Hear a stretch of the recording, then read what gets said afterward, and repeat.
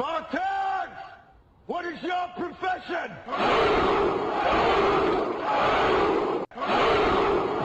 Dread it, run from it, destiny arrives all the same. And now it's here. Or should I say, I am. Spartans! Prepare for glory! And as this room fills all the way up, be sure to hit that like button, share this content, let that friend, that neighbor know where to go when it's time to tune in to Cowboys, Sports Talk, and beyond. That's including the ice wall. Mama said that there'll be days literally just like this. Now, so the cocaine's happening. And what is that track?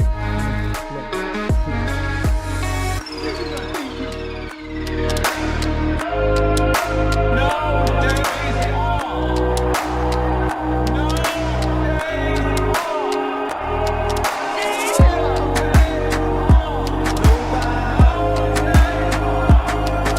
The name is Law Nation. Mama said that there'll be days literally just like this.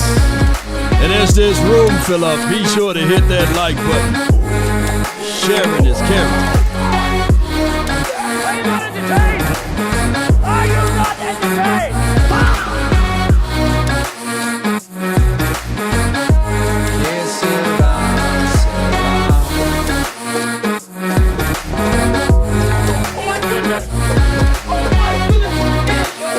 The diddler.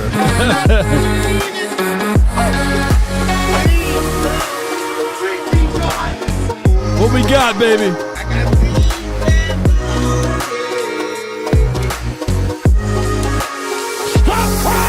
About what went wrong. Because God will take wrong and make it right. God will take pain and make Good. it right. 5, 4, 3, 2, and 1. Come on, baby. Come on, baby. What's your point? What's your point? Good morning, good afternoon, and good evening. I hope you guys saw the game more than once. Let me know if you saw the game more than once. There's some things we got to take away, put away. I do like the fact that this team showed some resiliency yesterday.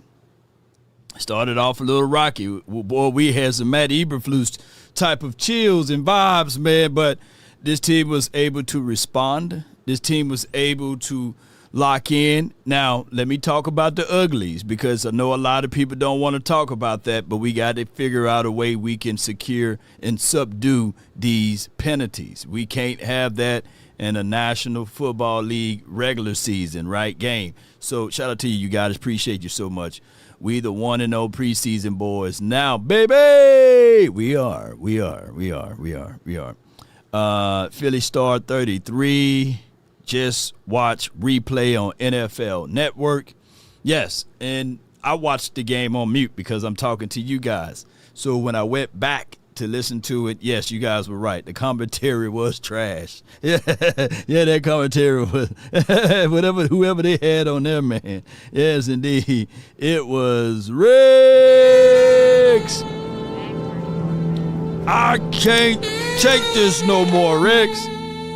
Hot and cold with Miroslav foul. I saw some plays that he got washed inside. Plan of action with his hands and pad levels way too high. He's a little light in the britches. I'm not liking that aspect out of it, but I can see a specialist type out of Miroslav foul. Let me say this again. I can see a specialist type out of Miroslav foul. Now, this is a new position for him, so you got to take it with a grain of Himalaya salt, right? Also, when you look at it, who else kind of like we was looking at it? Okay, there's this thing with Malachi Law. I did the film analysis on that. There are some good things. He's not a Taco Charlton for those who saying that he's a Taco Charlton. Now, I think he got a little bit more tools in his belt. I seen John Owings talking about his false step, and false step, no step, T-step, your step. I think that he's got efforts. I think that he got a lot of things to improve on, but false step is something that he can really work on if we want to be ultra critique and criticize him.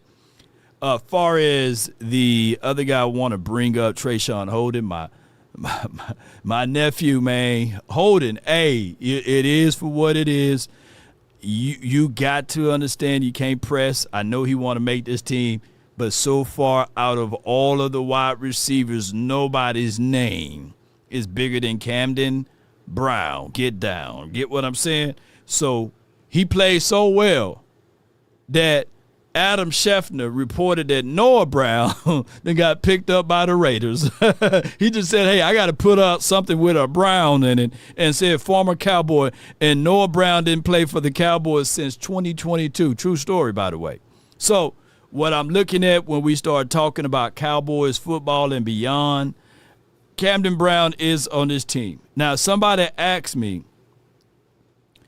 did Camden Brown play so well to make you forget about GP? Let me tell y'all this. The word of the day is hell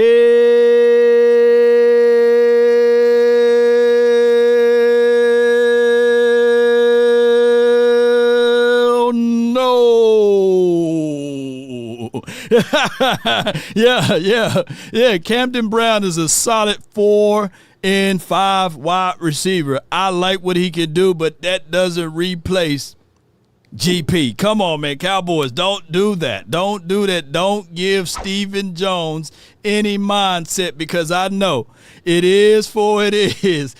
Buy low, sell high. Instead of I can see Stephen Jones thinking about, and even though we giving him his flowers, but we can literally see Stephen Jones thinking, I don't have to pay GP because I got CB. No. Don't do that. Look, we can literally go into this situation with a CD Lamb, with a George Pickens, with a Ryan Flanoy, and then you can add in the fact that you got Cam, you know what I'm saying, Brown, get down, and we can do it that way. So don't look at preseason, by the way, as a resort of, hey, maybe, just maybe. And keep in mind, some of the guys that he went up against probably be working at Walmart, Publix, as well as Uber Eats and Lyft. So let's not get into that mindset of thinking, I want more. And I told y'all before, I'm greedy. I want you guys not to be satisfied. Now, we haven't won the first preseason game in 8 years, so I know we feel good about this, and no main or major injuries coming out of this Seattle Seahawks week. We still got somebody to get hurt, and that is Maffa. He done got hurt with chest contusions and all of that upper body stuff. I don't know if he need to do a set of push-ups. He need to go find Jason Witten, get some of his blood, drink it. I don't know.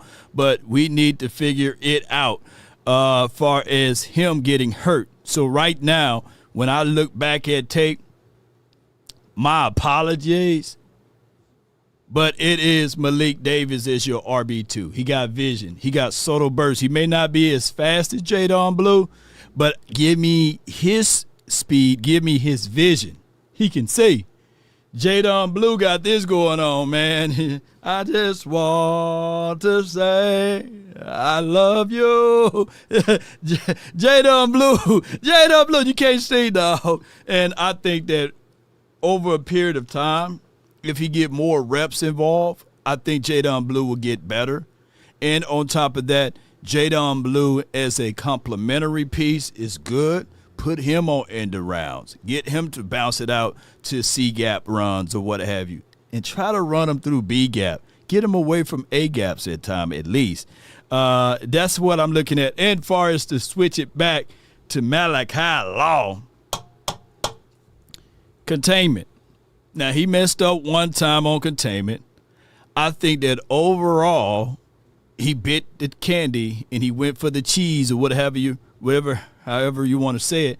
And Jalen is just Jalen. I think that every Jalen as a quarterback can run, and he bounced it out to the outside and he was able to get that first down. I was mad. You was mad. Everybody was mad. But we can't dwell in those spaces because of this particular situation. Ladies and gentlemen, it was 3rd and 11, and we know how that goes, right? The brother was able to pick it up with his feet, which was crazy.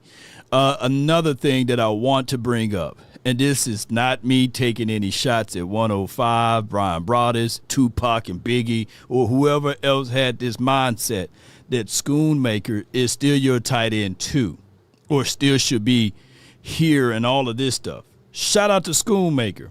Shout out to Haymaker. Shout out to all of the makers, mark makers, whoever can make a maker, right? Shout out to the lawmaker, right? And twin maker. Where my guy at? Where my brother at, man? Twin Empire, the baby maker of twins, right? We came from the same womb. Here's my thoughts on him. I've seen more, and I'm saying this potential-wise, from Michael Triggs than what I've seen out of 4 years of Schoonmaker. Meaning that if you seen Schoonmaker and you had a baby and you made that baby maker, that baby is walking, talking, gee, goo, goo, goo, goo. And I've seen more from Triggs just this one little preseason game than I've seen in 4 years. So I think that there should be a way that the Joneses, Charlotte Jones, Gene Jones, one of the Joneses, get on the phone and call Mike McCarthy or call somebody, maybe Kelly Moore down there in Saintsland. They do joint practices, I believe, Tuesday, and say, hey, we got a Schoonmaker. Anyway, we can get something back in return, because that's just for what it is, man. I just feel that this team will be a whole lot better than you just moving Schoon and the maker out. You got your Schoonmaker out of Jake Ferguson. You get Jake Ferguson, you match and marry that up with Brevin Spade Ford, and then you have your Triggs. And if you need to use any other thing, there's a guy that you paid $8 million to, and I'm not counting his money, by the way, and that is my guy 40 ounce, right? So that's enough of those guys. You know what I'm saying? You don't need to have any other person that's in the mix that's not athletic, that not can really get you over the hump. It'll be a different story, ladies and gentlemen, if Schoonmaker was a hellacious blocker, if he do something well, right? He does everything average, right? There's a place for him. I just don't want it over here with the silver and blue and the star on the side of the helmet. Because Jake Ferguson is that same guy. Does everything at an average base, right? And to be fair to Jake, at least with Jake, he's having the start of a real good offseason, right? So, and he's getting the 50, I ain't counting his money, but he's getting the 50 million, the ice maker. Yeah, so that's just what I'm saying. But I know for sure that Brevin Spann-Ford can do something crazily athletic, right? He might not can catch like Triggs, but Triggs can catch crazily athletic, right? So we look, if you can use it in those terms, that's how I'm looking at it, right? That's how I'm looking at it, you know? So it is for what it is. Baby maker is crazy. Well, technically, all of us should be some baby makers, right? Come on, man. You know, all of our stuff should work down there right now. You know, Triggs got to work on his blocking, though. Yeah, and I agree with Trasher. He got to work on his blocking. And he dropped one pass. Shout out to my guy Jay Tuck. Did an unbelievable, I think it's semi-viral. It's got over 30,000 views. I watched his video, gave it a thumbs up, and I hyped it up. Be sure to check out my guy Jay Tuck video. He did a nice breakdown on all of the preseason games and all of that good stuff with the Cowboys. It was somebody else that I want to bring up. I think his name is Caleb Downs. Didn't see a lot from him. Didn't see a lot from Caleb Downs. We saw one or two plays from Revel. He was on a pitch count. Nearly had an INT. Didn't get the INT. But if I could assume, if Revel was holding or covering Bobo, the guy named Bobo, all game, he would at least get a pick. He would at least got something, a strip sack or something, because he's right on Bobo the entire game. And I think that playing style that he has, with especially going up against CP, going up against GP, going up against Ryan Flanoy, going up against Cam, I think that's a good situation for him, and he's confident. His confident meter is really high. I like that. Another thing that I want to take a look at are guards, centers. We good at that spot. Oh, my God, we good at that spot. We just have big King Kong size of reservations as it relates to our tackles. Even our backup tackles are terrible, man. What's going on with that? And I hate to use the word terrible. Yes, indeed. So we fool around and say, all right, let's get on from Guyton. Let's get on from Steele. Then you throw Drew Shelton and Nate Thomas out there. Are these replicants of the same kind? Are these twins? Are they twin makers? So we're going to have to see how those boys can improve themselves. It's bad enough that your starters are kind of mid, and then your backups are mid of the mid. That's crazy. Yeah, we got guards, man. What's going on with our tackles, man? Oh, and let me bring up Carson's. Carson's been in the league for, 3-4 years, something like that. I heard the announcers yesterday say, well, you got to understand it. This is his third different defensive coordinator in 3 different years, I believe. That don't have nothing to do with face masks. That had nothing to do with you having these penalties, man. He cost you 3 penalties. So he got to get some type of, hey, you do that one more time, we put JB in there. You do that one more time, look, you put the Twerk Bridges kid in there. So they're going to figure, Triquez, my bad, man. I keep calling that man Twerk. But it is for what it is. Sanjay got the greatest idea. Let's go get some tackles from other teams, basically. And I like what Isaiah Land did. I like what Wheat did, your boy number 90. I like, to a degree, James Houston. You can bench him for the rest of the preseason. Let me say this again. James MF Houston, you can bench him. He don't need to play. He's literally was too good out there. There was moments that James could have literally wrecked the damn game if he really, really needed to. And I know if they were game planning, he would have wrecked that game. I've counted him was living in the backfield. He could have had like 3 or 4 sacks, man. He don't need to play no more. Camden Brown really technically don't need to play no more, right? Those are guys that you can look back at and say, all right, cool. 81 is Mingo. Mingo did a great hustle play. Shout out to my Mississippi boys. Mingo may be only here if the Cowboys don't want to say, man, damn, I was wrong, because they spent or burnt a 4th-round draft pick for Mingo, right? But that hustle play plays a lot. And then on top of that, if you look back at it, I'm not trying to be crazy, but I think that, I'm crazy enough to say this, though. We probably have the best wide receiving group in the National Football League, if you really think about it. Yes, indeed. We probably have the best wide receiver group in the National Football League. Let me say this again, Dr. Umar style. We probably have the best wide receiver group in the National Football League. Because the people, think about this, contextualize it from this aspect, moving back to Camden Brown. To contextualize it in this fashion, if you have 4 wideouts, and if the only reservation is a damn blocking up front, but if you go with 4 wide, and it's Lamb, and it's Pickens, and it's Flournoy, and Brown, how are you guarding that? And you've seen what Brown can do against third and fourth stringers. Not all teams got starting ones. It's cornerbacks everywhere. So Cam can literally, in a pinch, when it's time to throw it on third and long, you could take Tiny Turpin up out of there, right?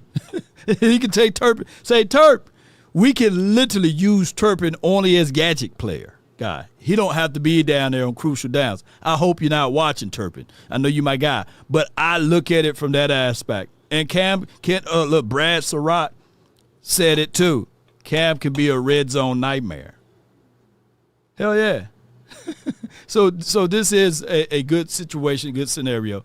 Can we trade Schoonmaker and Mingo for a tackler? For a tackle. What I ultimately need is Schoonmaker to maybe – he didn't play much at all. He didn't play at all, didn't he? Did he play at all yesterday? If he did, we didn't see him. I need to figure out a way to boost him up. Give him some good highlight stuff. Let's talk glowingly about him so we can build up his resume so that we can trade him away. Yeah. So it is for what it is. Flo without a questioning is wide receiver 3. Flo, look, I know we like what we're seeing out of Cam, but Flo been doing some of the Cam things in Oxnard or what have you. Yeah, tackles can hurt our team and other teams. Yeah, it's crazy where we are at with our tackles. It's crazy where we are at with that. All right, so this is Malachi Law. Nagging false step. This is from John Owings. He says, but it's still present currently. Hopefully we will continue to see progress throughout the preseason and the regular season. It takes time. We need to be patient. And he talking about the false step. And if you can see right here, it's like, well, that may take a year to get rid of. Here's what I'm going to look at it, and I know you can put Max to Dallas. We're not depending on Law right now. I think he's third or fourth or fifth on the rotational pool because you're going to have Rashawn Gary. You're going to have Donovan Ezaraku. And then you will have your other guys from that aspect that's going to be on that edge room. It's too soon to say, and you never know how these guys, especially as rookies, come out to play. He probably had the bubble guts. He probably was nervous and all of this stuff, and you got to get the legils up out of you, right? So all I can say is give him time. Moreno says, how do you feel about the linebacker play?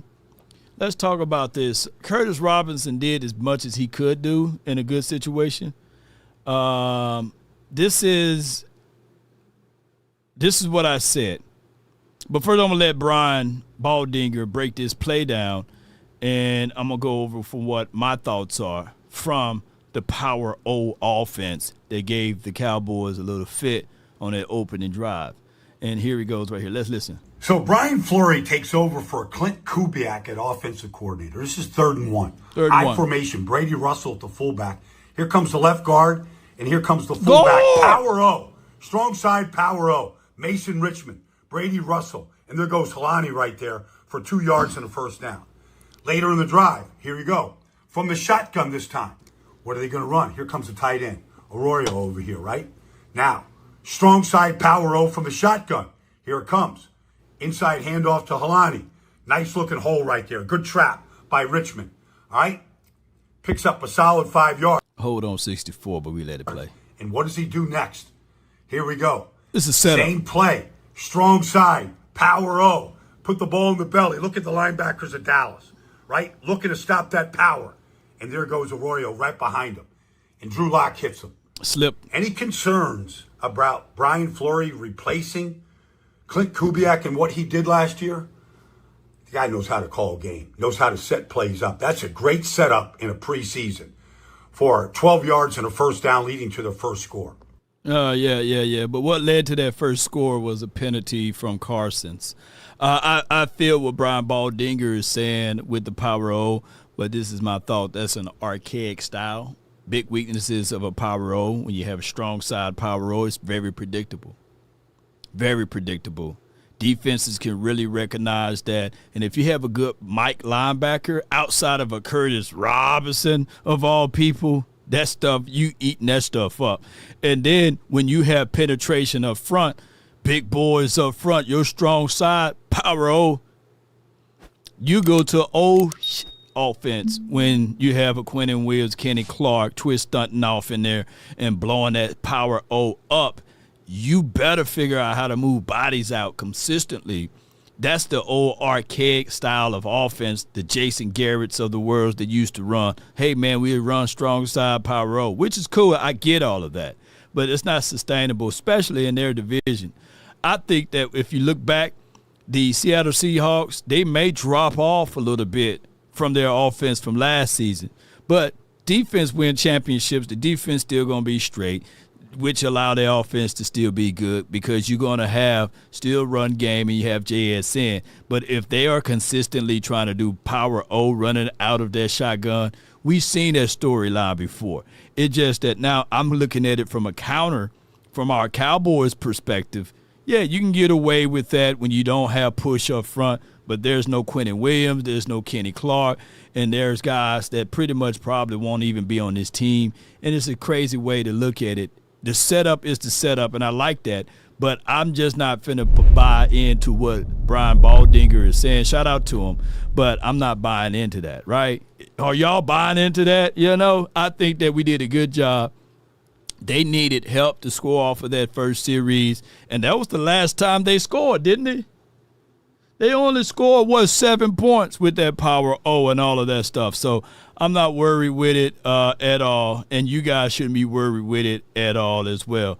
I do like the fact that we do have some good boys and we got some things going. Let me listen to my brother, man, over here talking about some of those things. Shout out to Nicholas Harris, man, from the Star Telegram, man. Let's listen to him. Here from the Fort Worth Star Telegram at Lumen Field in Seattle, where the Dallas Cowboys just wrapped up their first preseason opening win in 9 seasons. Can you believe it's been that long? Let's start with some highlights on both sides of the ball, beginning with the defensive side. Christian Parker's group, despite giving up an 80-yard touchdown drive on the opening series of the game, it was very reminiscent of what we saw all last year under Matt Eberflus.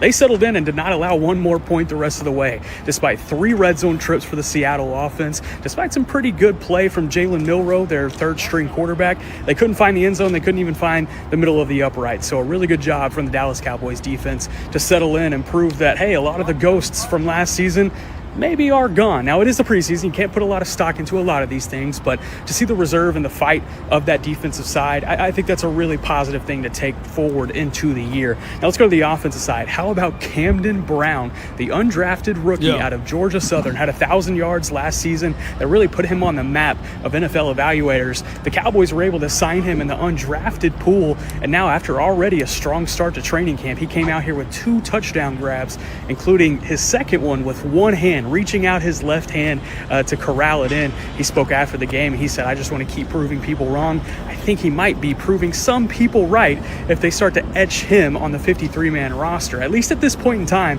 Camden Brown has a way to sneak on it. Let's go to the quarterback 2 battle between Joe Milton and Sam Howell. Both quarterbacks really played well tonight. They showed poise. They showed collectiveness. A lot of good touch from Joe Milton. That was something we didn't really see last preseason. You really see the footwork working all the way up to the throwing mechanics, and it helped them. They had 1 touchdown apiece, each to Camden Brown. And I think moving forward, this QB2 battle is just as heated as it was when we came into camp. Now, on the other side, the RB2 battle, I'm not sure we know anything. Let's pause it right here. You can't have 2 of them. You got to pick your side. Let me ask y'all in the chat.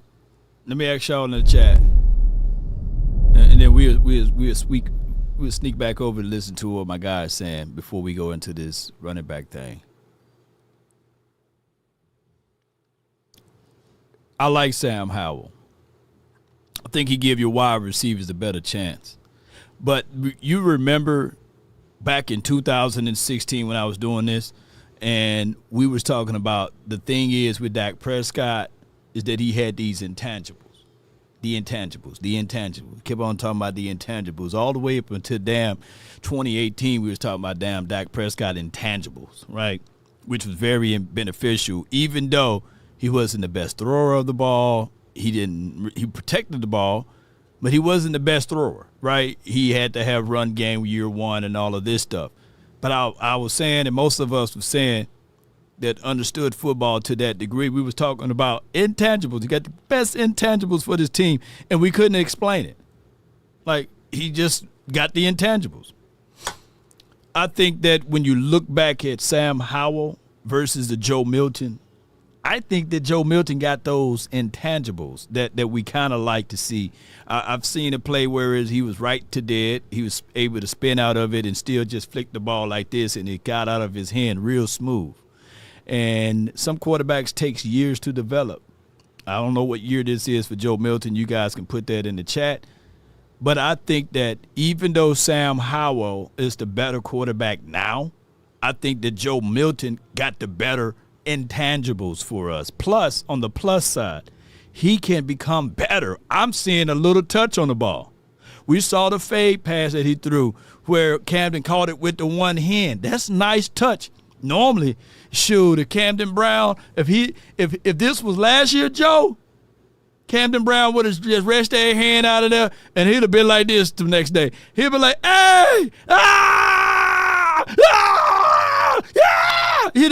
Camden Brown would have had the one hand because that Joe would have took the hand off. Camden Brown would have been the only one-handed damn wide receiver in the National Football League because Joe would have put too much pepper on it. So I do like Joe's, like my guy Italian Cowboy 111 says, the upside. Now, say however you feel. Say however you feel.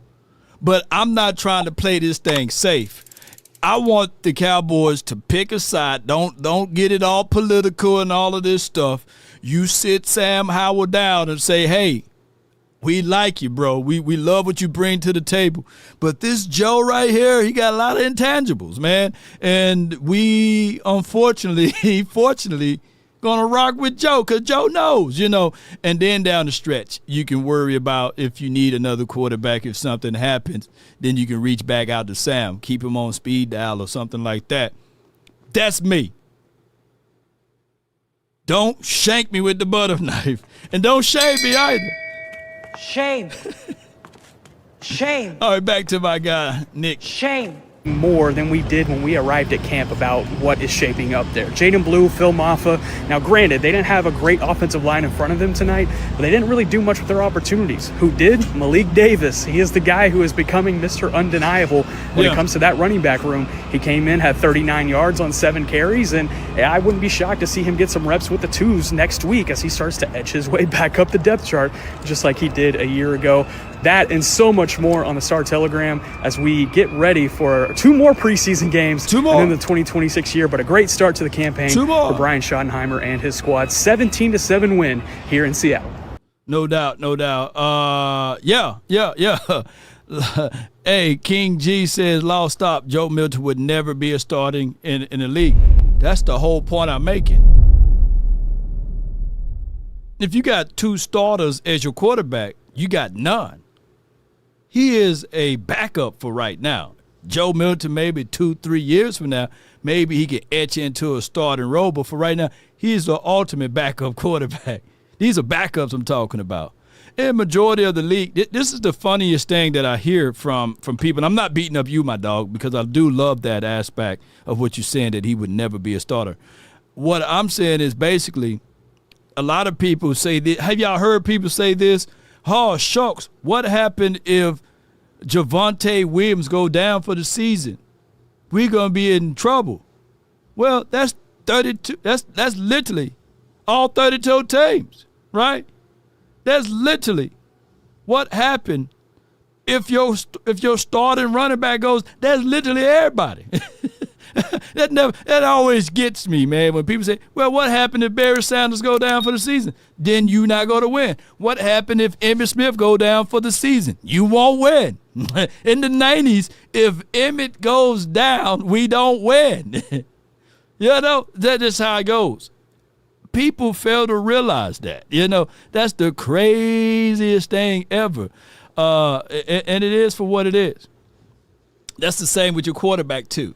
If your quarterback goes down for an extended stay for a long time, either that next quarterback, if he gets in there and he start winning games like you can literally see that he's winning games, then that's another story. But 9 times out of 10, if your starter goes down, that's the reality for every team. Yeah, right. And Scrappy, man, look, 1 or 2 Titan stuff. This is a Cowboys Syndicate show. Shout out to the Titans. Good luck to them until we play them. But we focus in on the Cowboys. We having a family meeting about the Cowboys. Nobody cares about the Titans. You can start your Titan show. I'm giving you grace. I'm giving you mercy. I'm not telling anybody to kick you up out of here because you one of my dogs, bro. You very consistent. But we trying to be we try to have a happy decorum about our Cowboys. We having a family meeting right now, and it's open to the public, but we got to talk about Cowboys, man. Come on. So you got to find your Law Nation for the Titans side. Shout out to Titans, though. Shout out to Titans. I think we played them this year. And when we beat the brakes off of you, then you can start talking about this and that. Okay? So we're going to have to start. Don't block them. We have to put you on. We're going to put you in like we did what's the dude named Eric Oldhead Young Bull? You're gonna have to pay. You're gonna have to pay the troll. So it's good to sit back and chill and talk about them Tennessee Titans when we play y'all. That's just all for what it is.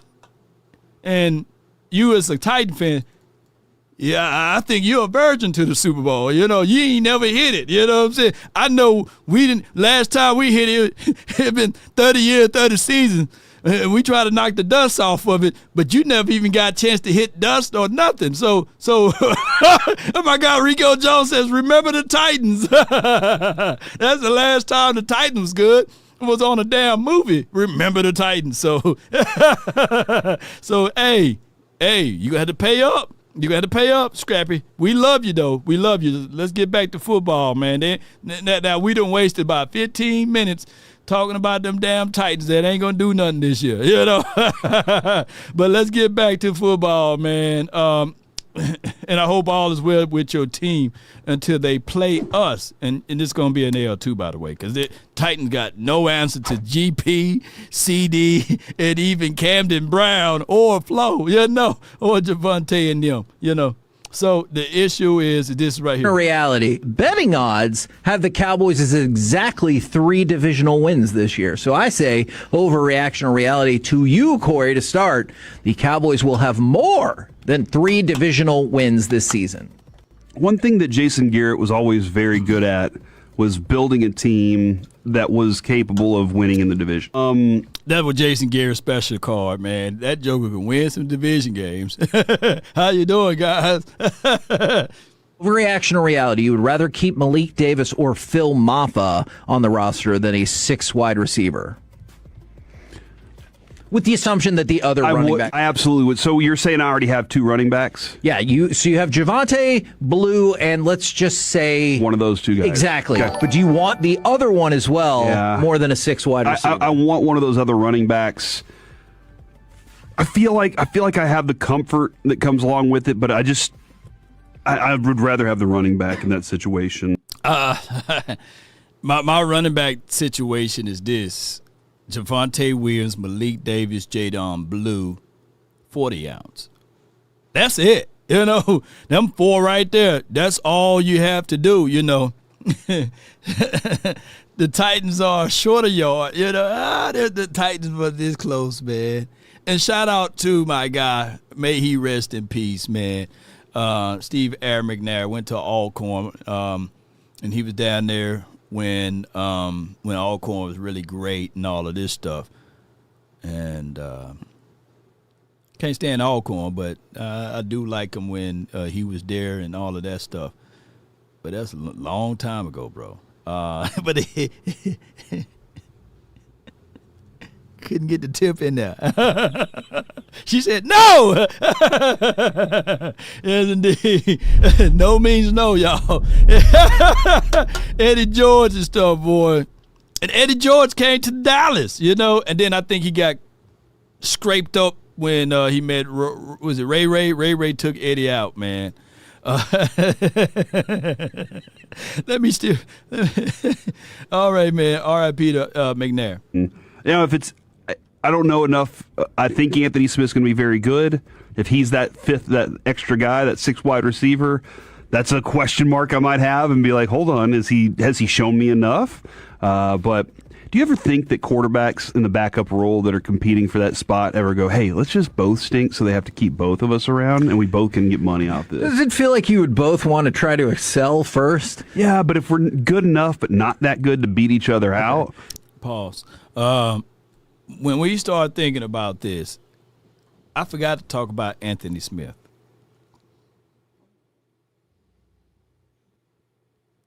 There's a scenario that you got to keep him. I don't think the Cowboys like falling on swords. I don't like the fact of that, but I don't think that they like to draft a guy and say, oh, snap, we made a mistake. And let's cut him. Nah, I think that they're going to at least keep him. And this is a good conversation to have. GPCD, Ron Flanor, Turpin is really effing stuff up because he's really technically just taking a spot on the wide receiver spot. And then your fifth wide receiver is going to be Camden Brown. It's too much nationalism of the storyline with Camden. And then your sixth wide receiver going to be Anthony Smith. I think Mingo going to be the hard cut. If not, they keep 7 wide receivers because they don't want to be wrong 2 times. And you will have those as your 7 wide receivers. I think Holden cut himself the other day, unfortunately, unless these next 2 preseason games, he plays so well. Then even if he plays so well, they'll be looking to try to trade him off to a team to see whether or not they can get something back in return in a position of need, right? So that's how it goes. Mingo will make it as JR recruiter. Yeah. So, and then you got other guys like Hudson. You got other guys, and then you have other things that could happen down the stretch. I don't foresee the Cowboys going with 7 damn wide receivers. Like I said, that Turpin mess up a lot of stuff as it relates to that wide receiver. There's always been a C.J. Goodwin type of position on this team.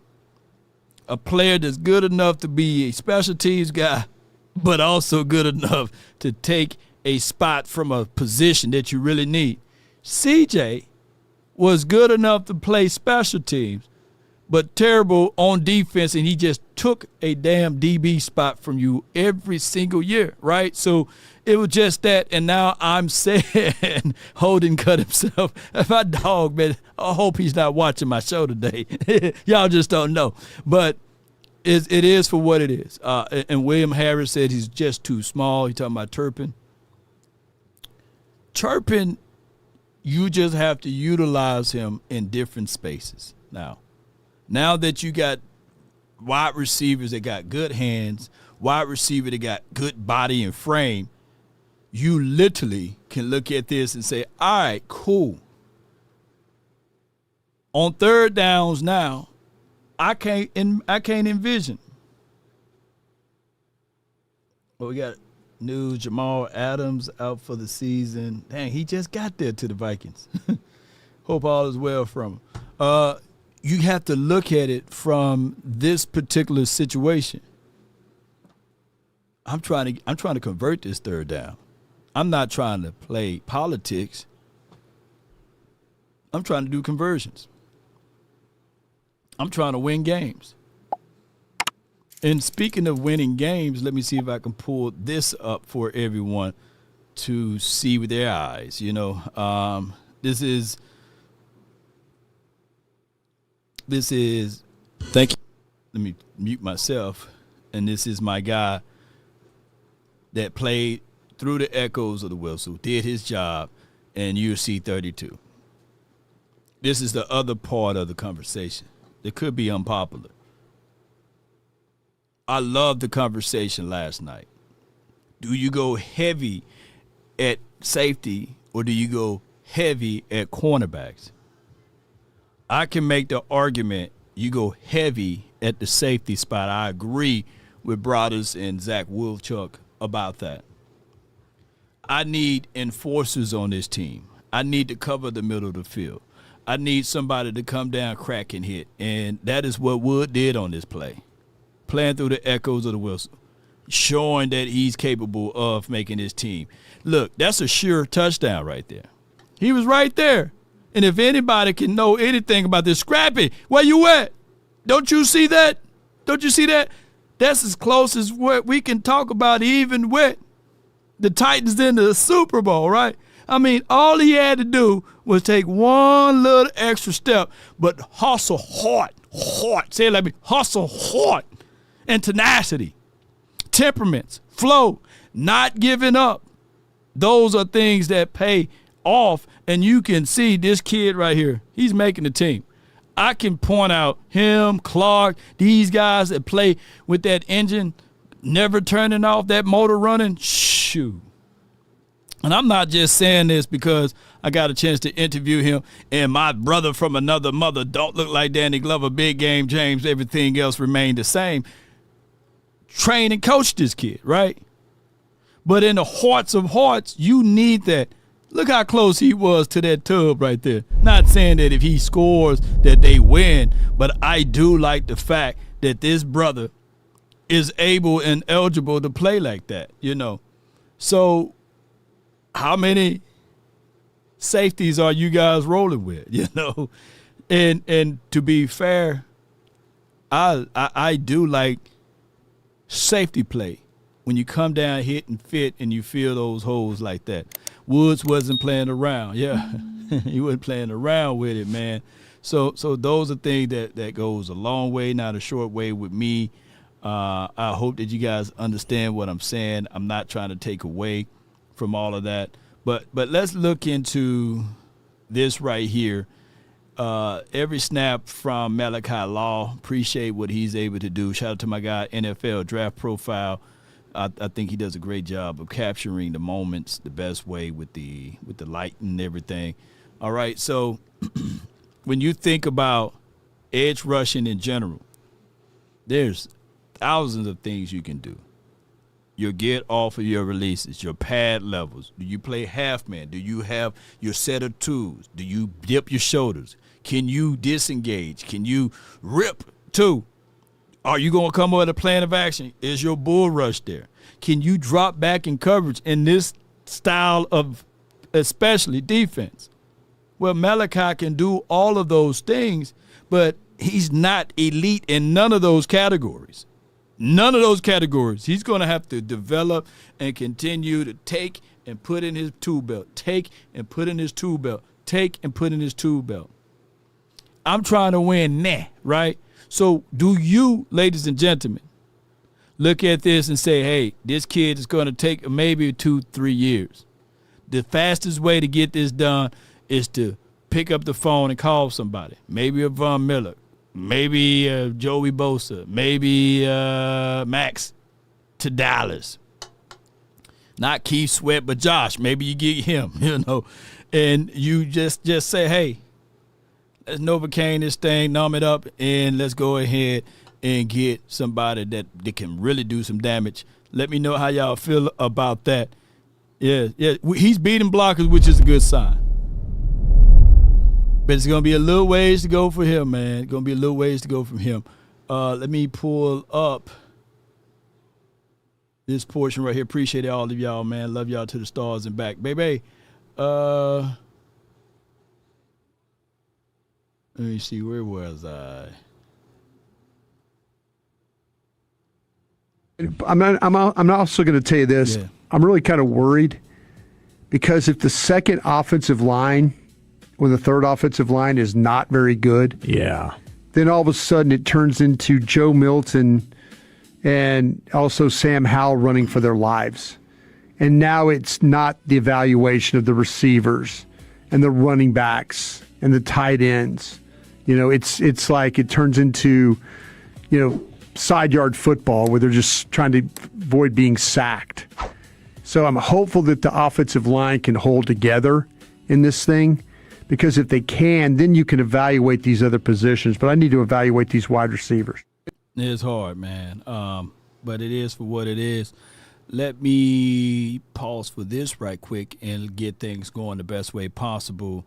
If you ever in the city of Dallas, we got a place for you 90 miles north of it that you can also be a multi-millionaire or millionaire itself. Away, away, away, away. Away, away. Away, away, away, away. Away, away. Away, away.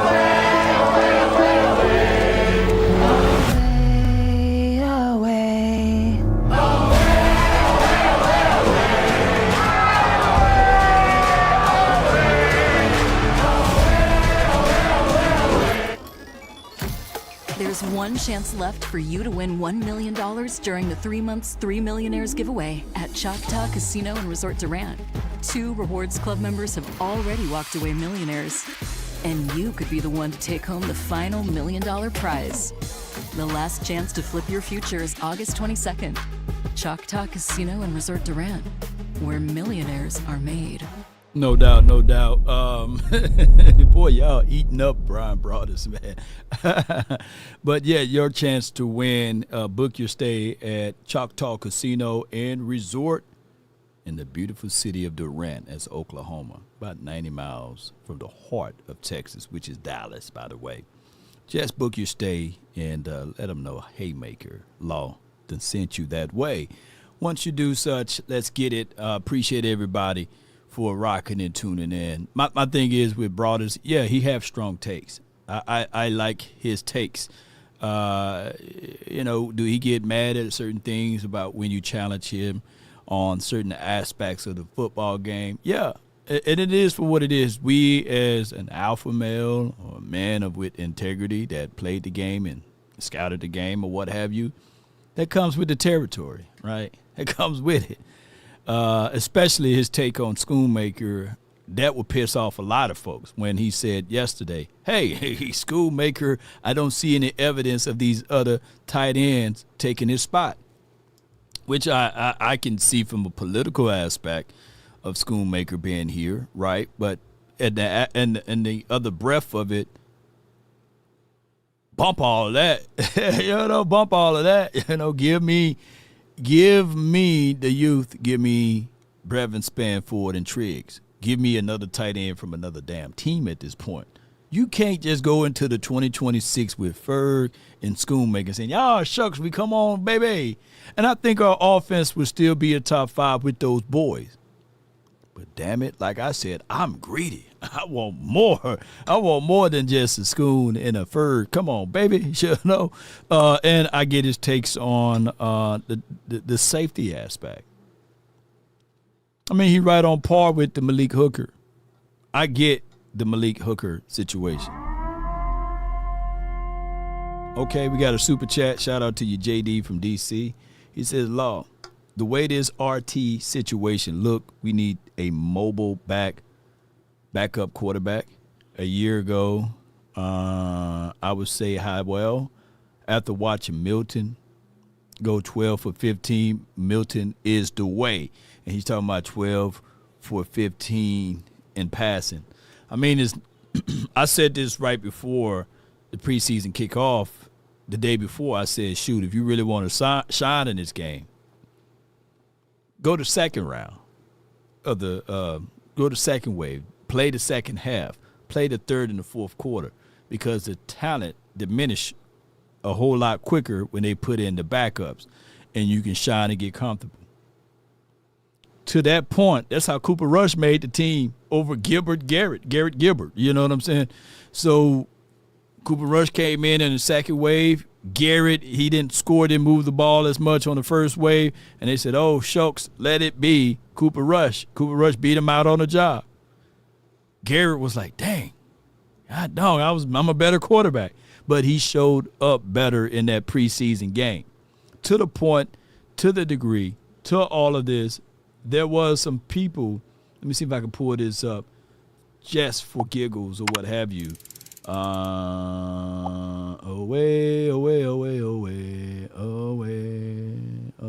Now without getting it. Here it is, boom. Here we go right here. Touchdown. Rush. Tip ball, and that one's intercepted. Headed the other way. All right, so that's Cooper Rush with a pick six for 98 yards the other way. And this guy who's campaigning for Rush to Atlanta, he says, I want to apologize to all Cowboy fans I've ever made fun of. I don't know how y'all dealt with him as your actual starting quarterback. I'm sorry. We done had Rush to Dallas, Rush better than Dak, Rush, Montana, and all of this stuff. And here's the problem. Cooper Rush, I'm not finna throw any shade at Cooper Rush because I thought that through a stretch of games, he did his job. To be fair, he was pretty cool. It's just that the Dak haters hated Dak so much that they really believe it, that Cooper Rush was better than Dak. And that empty wagon make a lot of noise, don't it? So when we even try to correct them, they either put us as, hey, man, y'all just Dak apologists. Y'all just Dak lovers. Won't y'all get a room? So it doesn't matter how much we try to expound upon to people and say, yeah, Rush is cool, but he's not better. And that's the same thing they said about Andy Dalton. They said Andy Dalton in this system, he's going to be better than Dak Prescott because he can read and write, right? So I'm sitting there like, man, come on, man. You know, and what happened to Andy Dalton? You know what I'm saying? Since he's been gone, right? I don't think that he even won a game or even played a meaningful game. And I get all of the Dak Prescott hate. I get it because we haven't won in 30 years. People look for things that they need to be mad about. But he ain't better than Dak Prescott is what I'm getting at. And it just, for us as Cowboy fans, we fight more against other Cowboy fans than any other fan base in the National Football League because of the long drought, because of how Dak Prescott got the job too, because it was a spillover, because we waited so long for Tony Romo to be this guy that we all believe that he could be, but his body failed on him, right? And injuries is a part of it, right? I wish that we got a chance to see Romo play a healthy season. I wish that we had a chance to see Romo with Ezekiel, Elijah Elliott. But that ship and sail, baby. It's over with. You know, leave Romo alone. Let him drink in peace and let him have a great time with Candace and all of this other stuff. But so many people wanted Romo back into the fold and don't know that we probably saved his life because he just was never in shape. He just never been in shape guy, you know. But it is for what it is. Romo was a guy, and the same way we fought for Romo, the same way we're fighting for Dak Prescott. This team need to be a complete team for either of those guys to win. In 2014, and I'm just only bringing this up for people to know, with the faint of heart, he threw for 300 yards one time. That was the formula. You didn't need him to throw for 300 yards every single game. You needed a complete team around Romo, and you win. Offensive Player of the Year was DeMarco Murray. I'm saying this to say this even about Dak Prescott. Going into this season, I don't need for him to throw for 300 yards every damn game. Even if we do have a CD, and even if we do have a GP. Run the ball, play some good defense, block it up front, you're going to win a lot of games. I'm wagging my hand like an old man because I'm telling y'all, don't be looking to have this D-measuring contest about the damn quarterback. Because then you become foolish of all of this, right? The formula is still the same. Play balanced football, sound defense, We don't need Dak Prescott to throw 300-400 yards. We got the weapons, the capability to do it. And anybody that got a car right now, even if you got a Honda, look at your dashboard. That mug say 150, 160 on the dash. Just because it said doesn't mean that you got to be driving to work. I know somebody right now got a car that got all of them miles. Speedometer says 160, 150. Don't mean you got to go to it every day. Drive it enough so that you can win the game. That's what Roger Staubach did. He didn't have to go 150, 130. But in need, he can do it. In need to do it, he can do it. Troy Aikman, he didn't need to drive all of that speed on that damn car that he had. But if he need to do, he can do it. But not every game. Burnout is a real thing. So that's just what I'm looking at it from this aspect of it. Cowboys Nation, that's my recap of the preseason game. I think that game 2, we should see growth now. There's a thing called growth from one week to another. You can't just pass everything off of one test. Now, Camden Brown, we might not need to see him again. But if you need, as necessary, to see how he handles success, because handling success is a whole different story. Now everybody know about you. Now everybody got tape. There's people right now looking at his releases, looking at what he does at the top of the route, looking at how he gets off of his stance. They will make you play left-handed when you're right. Now let's see if Camden Brown can do something, right? So maybe you put him back out there for week 2 of the preseason game. But James M&F Houston, you don't need to put him back out there. There's plenty of tape of him playing in the regular season. You get what I'm saying? So with that being said, ladies and gentlemen, if you are in Dallas and if you're traveling around in Dallas and somebody run you off the road, right, or to a degree, you at work, you slip and fall off of that ladder. They told you to put the microwave up on top of the highest of the highest shelf, and you slip and fall and that microwave land on you or hit your toe or something. Let me tell you what you need to do. Before I tell you what you need to do, I got JD from D.C. On the real. What would you know about on the real? Hold on, wait a minute. On the real, it was great to see our team, second and fourth team offense and defense, not lose ground to the opposing team in preseason. That is 1,000% factual, JD from D.C. That's really 100% factual. You know what I mean? Because on the real, me and your mama are getting real serious. You know, so it look like I'm gonna be around here for a while. Wow. Now, I ain't trying to be your daddy or nothing, but if you need some advice, feel free to talk to me. I ain't talking to you though, JD. I'm talking about on the real. Because whenever I see on the real, I think of that. No more talk on the O-line at all. This is from Moore Jr. Let me know what topic points you want to talk about, how our pull to trap looked, how did we look like in space.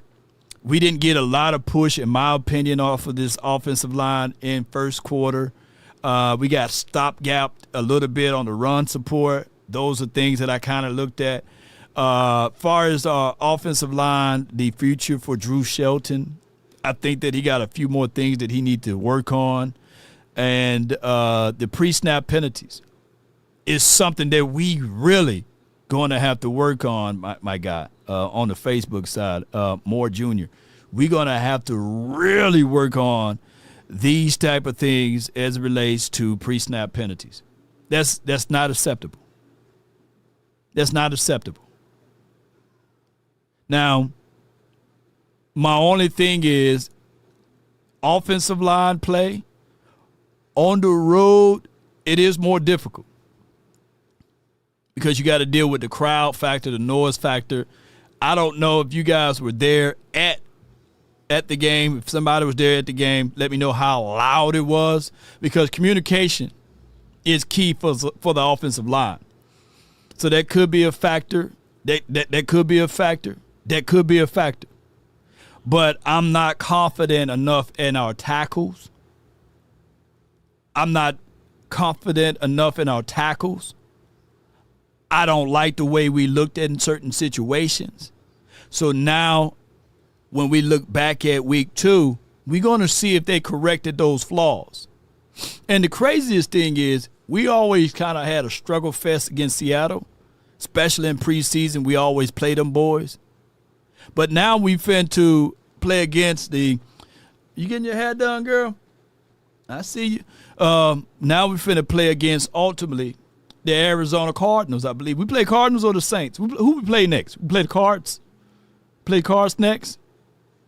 So those are things that we really have to look at, too, like who improved? Who picked up what the coach is trying to put out? And on top of that, I have to say this only as a small corrective criticism to this. People know your philosophy now just a little bit, CP. Because teams looking at this tape. They're looking at some of the players and the philosophy and the core principles. Let's see if you can continue to excel with this defense. They know what you try to run now.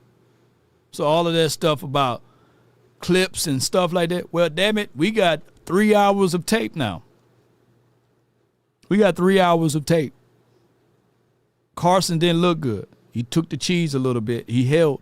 He face masked. He looked good on tackling. And from what we've seen, appreciate the Cards next, then the Saints. Appreciate you.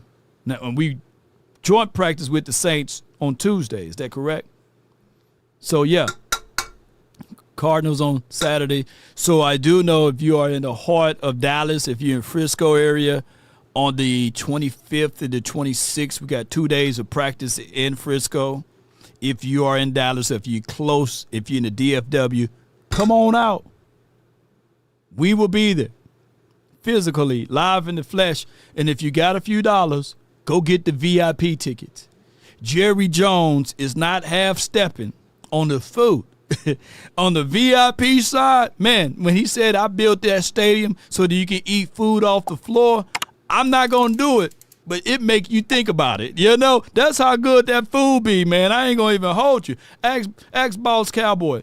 Ask some of the people that went with us over there in that section. Man, shoot. You be like, man, I don't know about eating off the floor, but, man, I think about it, man, but that damn food good. Especially, they got this damn mac and cheese, ladies and gentlemen. Ooh-wee. They got, shoot, hey. You know, boy, I like that. Now, I haven't tried the potato salad yet, but that mac and cheese that Jerry Jones have on that day, whoever be the cooks in the VIP area, and I ain't trying to, high side anybody, but, man, it's worth the money. You know, come on out to the Frisco. And, Jerry, you got to run me some checks, man. I'm trying to tell people to come on out here on practice on the 25th and the 26th, I believe. Come on, man. Holly says, Lord, you had them duck tacos yet? Nah, dog. But I'm intrigued. I'm intrigued to know what that tastes like, though. I'm intrigued, though, It starts from the first phone call. Most of the time, you're going to talk to Gene Burkett, a 30-year partner. You're not going to talk to some employee that just got put on the phones that day. There are things that are so crucial, especially if it's a cataclysmic event, to have our experts get out and look at the vehicle, witness statements, photos, the whole thing. Call Frenkel first. Chosen by the people, feared by the insurance companies.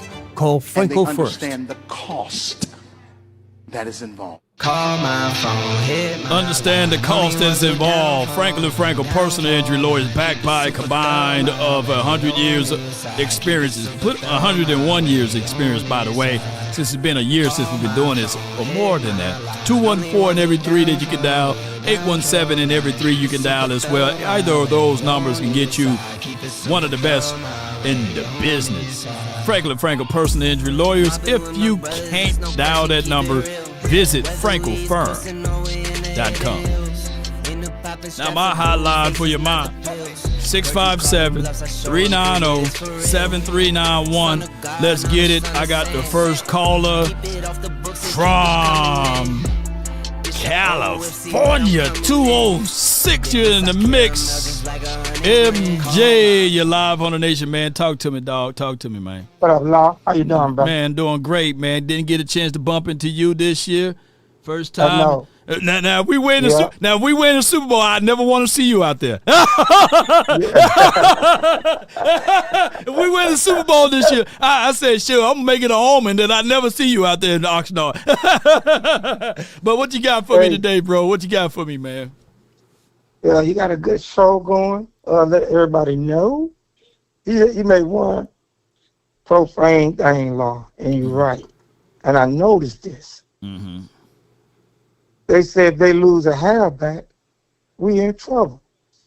If you lose your halfback, quarterback, left tackle, that's for every team. It's every team. You 1,000,000% right. And that always tickled me, man. Yeah. That tickled me. I'm like, what the hell? Mm-hmm. Oh, we lose. I was like, oh, my God.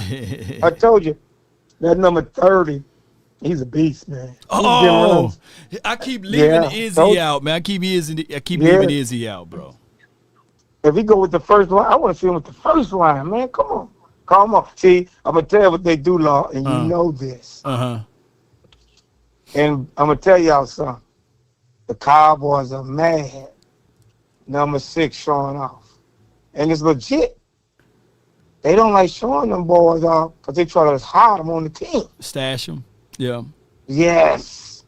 They don't want to see them because teams like, oh, we going to get him. And we wait. They get their chops. So they got to make some serious decisions. And the Cowboys, they looking good. Defense looking good. Like that first drive, it was all about penalties. Right. Yeah, but that's what I know if he had his first team in there, it's going to make it go faster for him. 21. But 21, I don't know, Law. That number might be gone. I can put that on number 2. I can get that to Dons. Dons is a good. Yeah. Shoot, it's going to be some number change. I'm telling folks right now, if you buying a Caleb Downs 13 jersey, don't buy it, or buy it, put it in the frame, and then for like 20, 30 years from now, you can be like, hey, this was his rookie jersey. Y'all can't believe he in his rookie year he wore 13 or something. Yeah, in practice. I do it like that too. Yeah. But it's not enough on him right now. He didn't look spectacular. He didn't look bad. He just looking like Downs. He was just out there, So just for what it was. Get him in rhythm, get him some rhythm going. Mm-hmm. That's what you want to do. Keep him in rhythm, and the Cowboys team look good. Now I'm gonna tell y'all something. The quarterbacks, now I can't agree with y'all on the quarterbacks. The quarterbacks, I seen the black quarterback finally is getting it. Now he ain't gonna move in, but in 2 or 3 years. He might be an All-American quarterback for the Cowboys because he's getting better and better. His throws is getting better and better. I said, okay, there you go. So you got to keep him. You cannot let him go because I'm tired of starting over unless you get a quarterback that's coming out next year that's better than him. But now you groomed him. He's really groomed. He's throwing the ball on time, his beautiful darts, and he's not running right away. You know what I'm saying? No doubt. But in closing, what else you got for me, bro? In closing, we're gonna have a good year, and Cowboy fans, just relax, don't panic, like me and Law say. We're finally gonna make it to the promised land. I ain't gonna need to say, y'all know what I'm saying? We're gonna make it to the promised land. All right, come on with it. Salute, man. Yes, indeed. I want to make it all the way. I just don't want to see off in there. I want to be able to cross it and get into the promised land myself. My thoughts of it. I just don't think that Caleb Downs in the hearts of hearts going to rock that number 13. I get it. It looks sharp to a degree in certain factors, but I'm scared as hell of that 13, man. Before I let my guy Darius on, there was a guy, and we got Brandon too in the building too. We got Darius, Brandon, hold tight, and Will. Those are the next guys. But I wanted to play this right quick. Bear with me. Nah, I'll save it to the very end. Just say, remind me to play that video, Law. But I got my dog from the 214 Darius, man. You're live on the Nation, brought to you by Choctaw Casino, man. Talk to me, man. Law was ended. Hey, man, all is well. Man, that's good to hear. You had a phenomenal coverage on the game Appreciate yesterday. Last night, your post game show, you was talking about the guy Mike Washington. Oh yeah. And you was like, hey, who was telling me about Mike Washington? Who was talking? Hey, who's? And I was like, so this is what I'm gonna do. I don't know if anybody else told you about Mike Washington, but I'm telling you for a fact. I know. Right after the draft happened, I called into the show, and let me be more specific, so you can.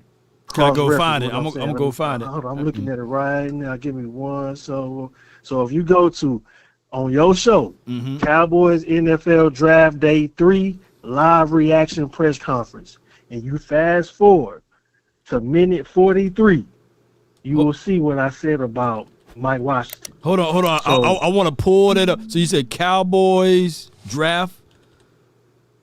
Cowboys NFL Draft Day 3 live reactions press conference. Okay, hold on. On your show.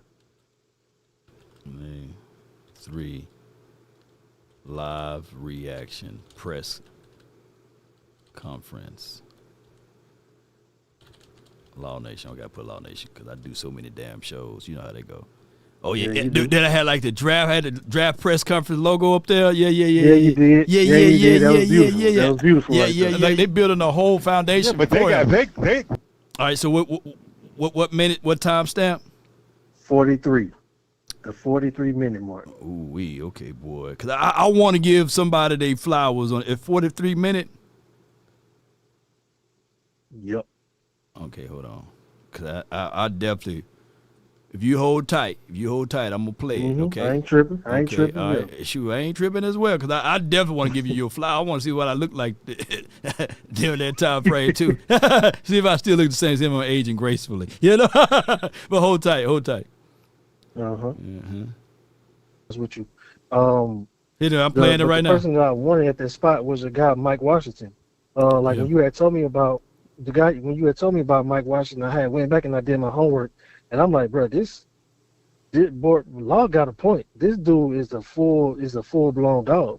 Yeah. And he would have paired well with what's my guy named Javonte Williams. You would have, yeah. Because to me, I think Mike Washington is a every down back, and he got 4.3 speed, and he's shifty. You know what I mean? So that would have paired well. So I kind of feel like even if you was gonna get the Jay Sean Barham pick at the spot that we picked him at, he was still available in round 4. We could have squeezed that pick out. We could have got Keontae. If we was gonna get a cornerback, Keontae probably got better film than Devin Moore. You know, it's just like overall. I mean, I'm gonna try not to be a Debbie Downer because the Cowboy. I don't know what else I'd be expecting. I do this to myself every year. I do it to myself. They gonna do it. But overall, the Caleb Downs pick is almost like it cures everything for me. Right, man. Shit, dog. You're right on the money, bro. Yeah, you got a good recall, man. You're right. Yeah, I still look the same too, man. I still look the same. Yeah, but yeah, you're right. You 1,000,000% right with the Mike Washington that we should have went and got and scooped him up. You're 1,000,000% right. And I know Drew Shelton. It could be year 3, year 4 until he blossomed. Mike Washington would have been a nice move for nah. Sure, right. And did you also catch what I said about Barham? Yeah. So I'm day one Barham as well. Yeah. That Barham kid is phenomenal, man. I had to go look not at his Michigan tape, but his Maryland tape, and I was like, yeah. Hey, JD from DC says, hire this guy. Because Frenkel, his research is impeccable. Yeah. Good job, man. Good job. Your research is crazy good, man, bro. That what I want to say about the preseason game was that our team looked extremely physical. I wasn't expecting to see that. Right. And how can I say this? I'm not gonna say Super Bowl just yet. I'm going to say that's a championship. That's what a championship team looks like. That right there. I've never seen us play that physical, ever. From when you start doing this, I've never, ever in my grown person life ever looked that physical and stout on a preseason In a game. preseason, that's what I definitely wanted to say. In a like, we used to give it up, bro. Especially inside your own 10 or 20. Oh, man, that's a guaranteed. I like playing with two guaranteed jokers. Joker, deuce, deuce. That's a guaranteed book right there. And those boys reneged, you know what I'm saying? Come on, man. So Come we on, like, man. And you can just see. Oh, my bad. No. You good. Go ahead. And you can just see, like, if that's the second and the third and the fourth team defense doing that type of shit. Like, just imagine, like, how, like, so that culture and that attitude and that intensity and that intuitiveness is seeping down into the second and third team. Come on, man, like, that's a changing of the culture when it comes to, you know, the defense and defensive wise. So overall, what I can say is the last preseason, like, I want to say last year's preseason, what I saw, I really wasn't feeling it. Like, I could tell, like, the system it was going to take a minute to kind of like come together, and then we kind of got hot towards the middle, towards the end, but then it just fell all the way out, you know, past that. But right now, we're going to start hot. I'm gonna go ahead and say that right now. I can tell it don't take long to see. Yeah, we finna start hot and we gonna end hot, and I'm not gonna say Super Bowl just yet, but that's that right there. What I just saw. That's what a champion is made out of, right there. Come on with it, man. I'm out, Appreciate you, man. I rock with you. I love everything you got going. I'm out. Yes, indeed, man. That's my guy, man. Calling in, giving us the report, the Kool-Aid report too. The old boy said in the chat, man. But hey, give me that Kool-Aid, man. I'm busting through the doors and everything with it. I'm the captain of the stirrer of the Kool-Aid committee. I really will nominate anybody, man, who want to be a part of this too, by the way, and let's get this thing moving and grooving. Let me see if I can find a way that I can really get this thing moving. Give me 1 second, Cowboys Nation, because I was trying to do this on the fly, build a plane as we fly, by the way. All I can just do is go right here, move it right here, move it somewhere over here, boom. Oh, yeah, boy. Let me see. Give me my Kool-Aid. Let me pull it up on here, boom. Yeah, see, I bust through the wall. That's me right there, boy, busting through the wall, man. Oh, yeah. Kool-Aid law, man. This is going to be my Kool-Aid report, man. I built this. That's me coming through there. Oh, yeah. Y'all put oh, yeah in the chat, man, if y'all agree when we start talking about Kool-Aid and stuff, man. Yeah. Busting through there with a handful. Mine spiked, though. I got a little hen in mine. I got the next caller, man, on. You may have known him for many a moons, been following the channel for a long stay. It's from the 815. Brandon Ross, you're live, baby. Talk to me, man. Can you hear me? I can hear you, dog. I can hear you, man. Yeah, I am the most hated. Never duplicated though, but I am the most hated. That's all. And I wear that badge under. I promise you that. Yeah. Now, shout out to Memphis. Now, Law. Yeah. I've seen some good things, Law. I've seen some good things. Yeah. The defense in the preseason, what I'm looking for is like, are we physical, dude? Like, and we did have 11 penalties, so I'm not happy about that. But we were physical. Look, the offense gonna be the offense. Right. To me, the biggest story is what the defense gonna do. I think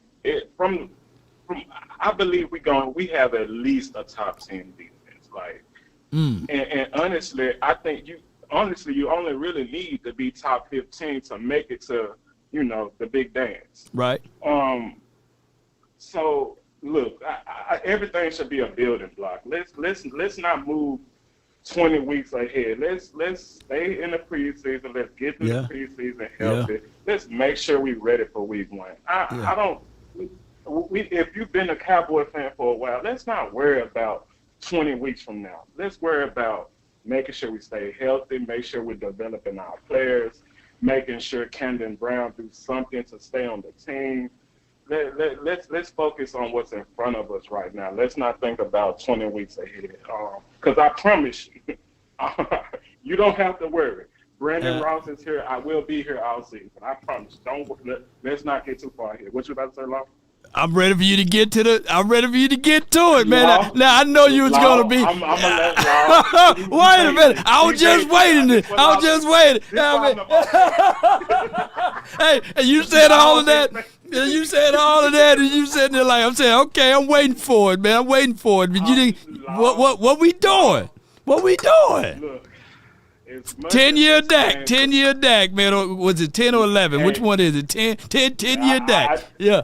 And if you've ever heard the phrase 2 and 5 Dak, it's only because of me. Law, is that a fact or not? No, man, that's just a great fact right there. 2 and 5 Dak. I'm watching. You said 2 and 5 Dak. I'm watching. You know. But I'm honestly, Law. If I'm being serious, I'm kind of past it. Like, okay. I'm look. Dak has earned the right to have good bad games. So I'm not going. He's earned the right. What? I cannot believe it. Look, man. You know what? You know, Brandon. I have a newfound faith in you, my dog. I thought for sure you was gonna come over here and still spit your conversations about Joe or conversation about Sam Howell or something. Yeah. Ooh, look at that guy. Do Joe Milton not look like he's been developing? He's been developing. So all I'm gonna say is, I do have, look, man, allowed you try to baby do it. I don't want to do it. But nah, you don't want to do it, man. Look. Let's just leave. Think about saying that, man. I don't want to go there. Look, let's just leave on a. Let's just leave on a good note. I'm gonna leave on a good note. But I do want to say this. I'm not gonna be on deck, but I reserve the right to get to change that. Okay. But, I'm gonna leave them be. Look, because my goal is to win a Super Bowl, and we know what Dak doing the regular season. So he earned that right. I'm gonna let him live. No doubt, man. But to all you regulars and sometimers, I'm back. Don't play with me. I get on your ass. But let me hear you say it, bro. Let me hear you say it, man. How about them Cowboys? Shout out to Law. Shout out to Law Nation. Hey, to the alphabet community, I'm back. Where y'all? Look, I'm VIP. Where you at? I ain't heard from you. No doubt, man. Shout out to Law. Damn, Brent. I knew he had to throw something in somebody, man. It wouldn't be him. Oh my gosh, man. That Brandon boy, I never thought that I would never, ever thought that we would see a day that he didn't bash Rain Dakota Prescott. Calling in, it was a good decorum. I will try to get him to bait to talk about Dak at this point, the 2 and 5 Dak.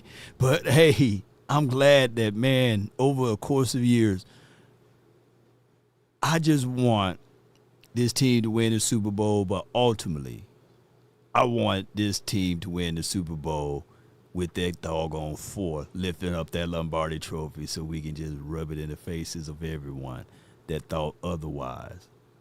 But regardless, I didn't think that I would see this day on a consistent basis because last time he had called earlier last year, he was talking positive about Dak, and I thought that we was going to get something out of him. But Brandon has a new light in him about this team and especially about this quarterback.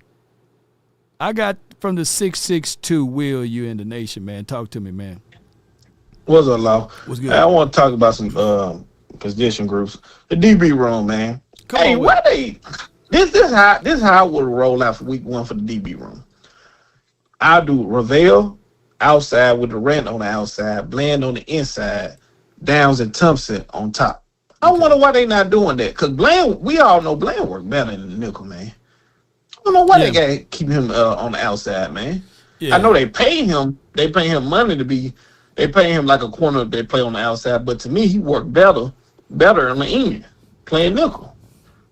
I 1,000% agree.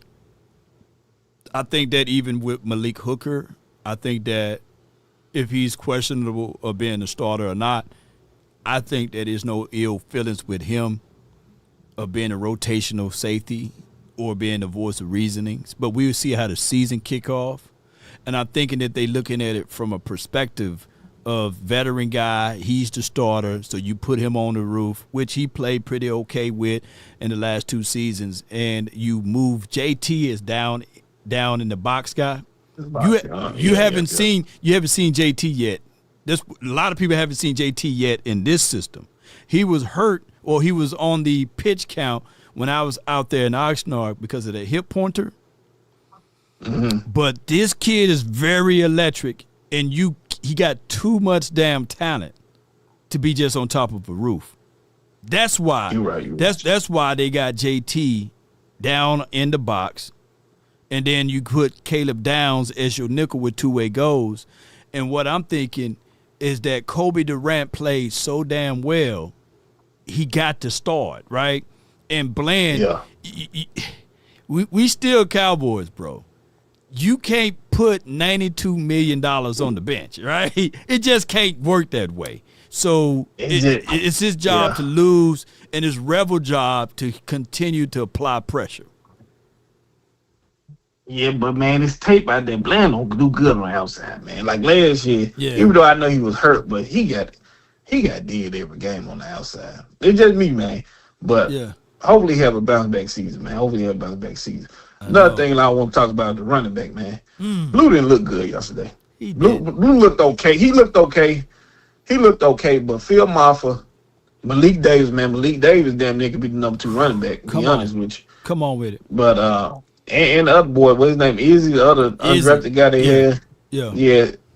They all look better than Jalen Blue. Jalen Blue gonna have to come on with it, bro. He can't see, man. Maybe he need glasses or something, man. But what he did look good at. What he did look good at, and we can both agree to this, on that little tunnel, little bubble screen on the outside, keeping him out there. Yeah. Don't you know, people look at Alvin Kamara, chapter 7 or chapter 10, as, hey, he can run everywhere. But what helped Alvin Kamara out when he first got with the New Orleans Saints is that he was a split back. You only put him on the outside for outside runs. It was the other guy, I think he played for Roll Tide. I want to say Ingram or something like that. You Mark remember? Ingram. Yeah. Mm-hmm. Yeah, so that's how they got to effing play Blue. Don't run him inside like he Jerome Bettis. I don't know what Clayton Adams was thinking. I'm surprised that he held on to the ball because he was getting popped, you know. Yeah. So they just got to use him a different way. He gonna make the team, but they got to use him a little bit better, man. That's on the coaches. I get that's on the coaches. They got to scheme him a little bit better. Even with Turpin. Turpin is now a traditional wide receiver. Right. He really taking up a wide receiver spot anyway. But they got to use him better. If you're gonna keep him on the team, design some plays for Turpin, man. If you're gonna keep him. Yeah. You know, just because basically all he's doing is doing kick return, punt returns when it comes to Sundays. Right. You know, you're not even having him lined up in the receiving position. They need to make better plays for him and Blue, man. But you're right. That's all I got for you, Laudo. Appreciate you, Will, man. Thank you. Good call from the 662. I agree with him, man.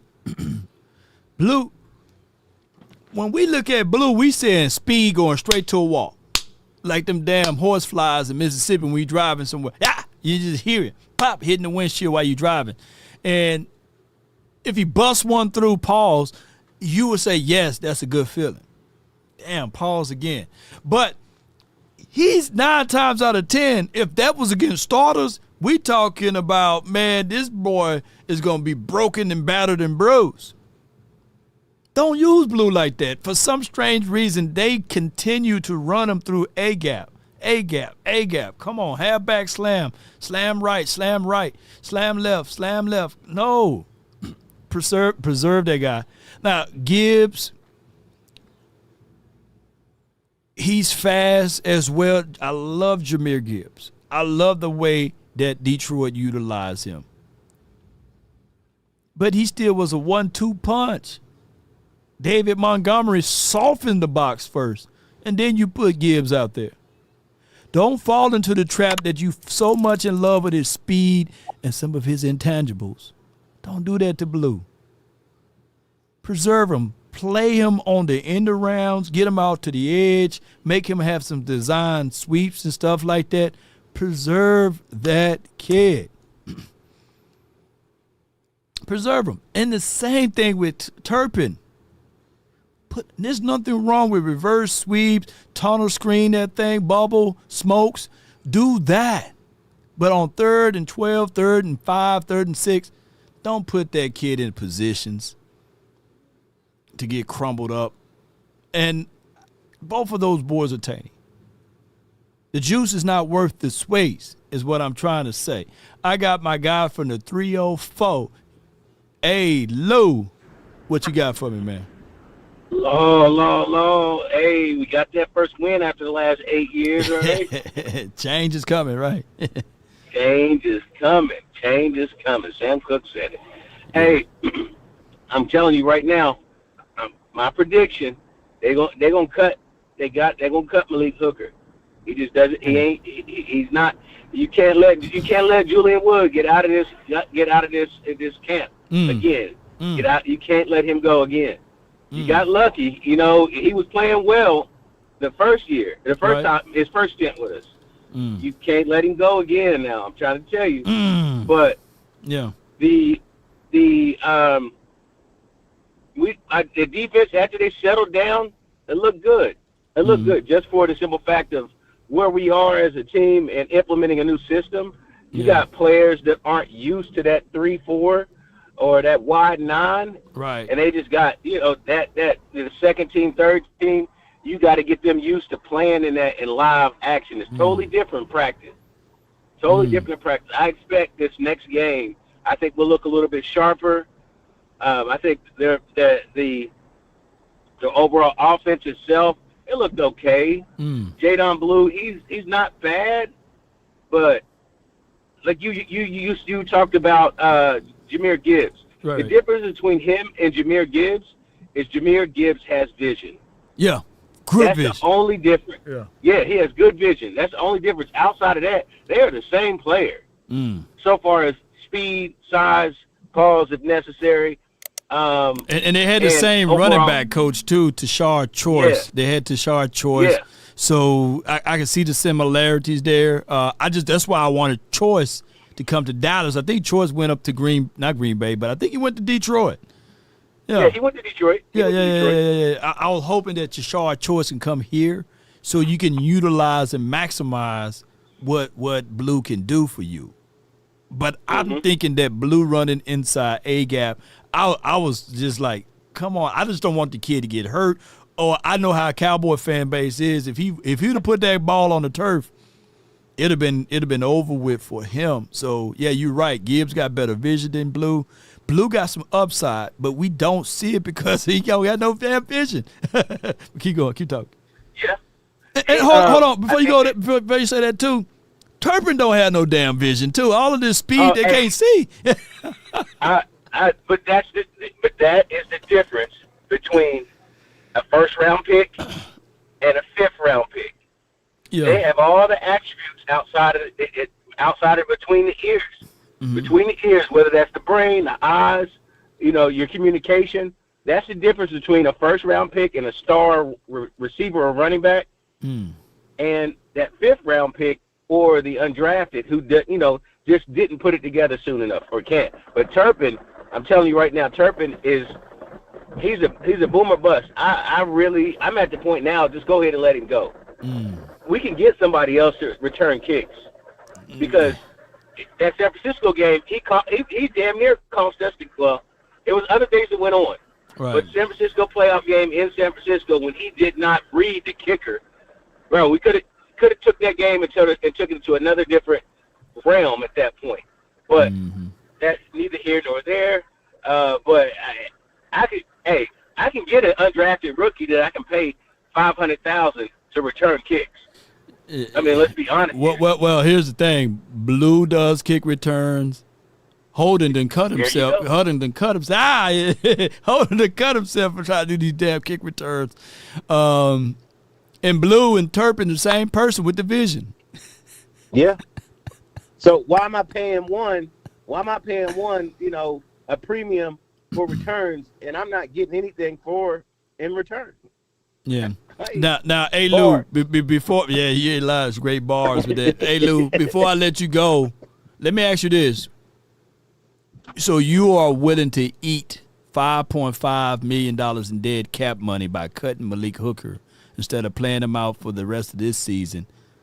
And Julius Wood, his contract, he's only getting paid $1 million right now. Say that one more time. You are willing to eat the $5.5 million to cut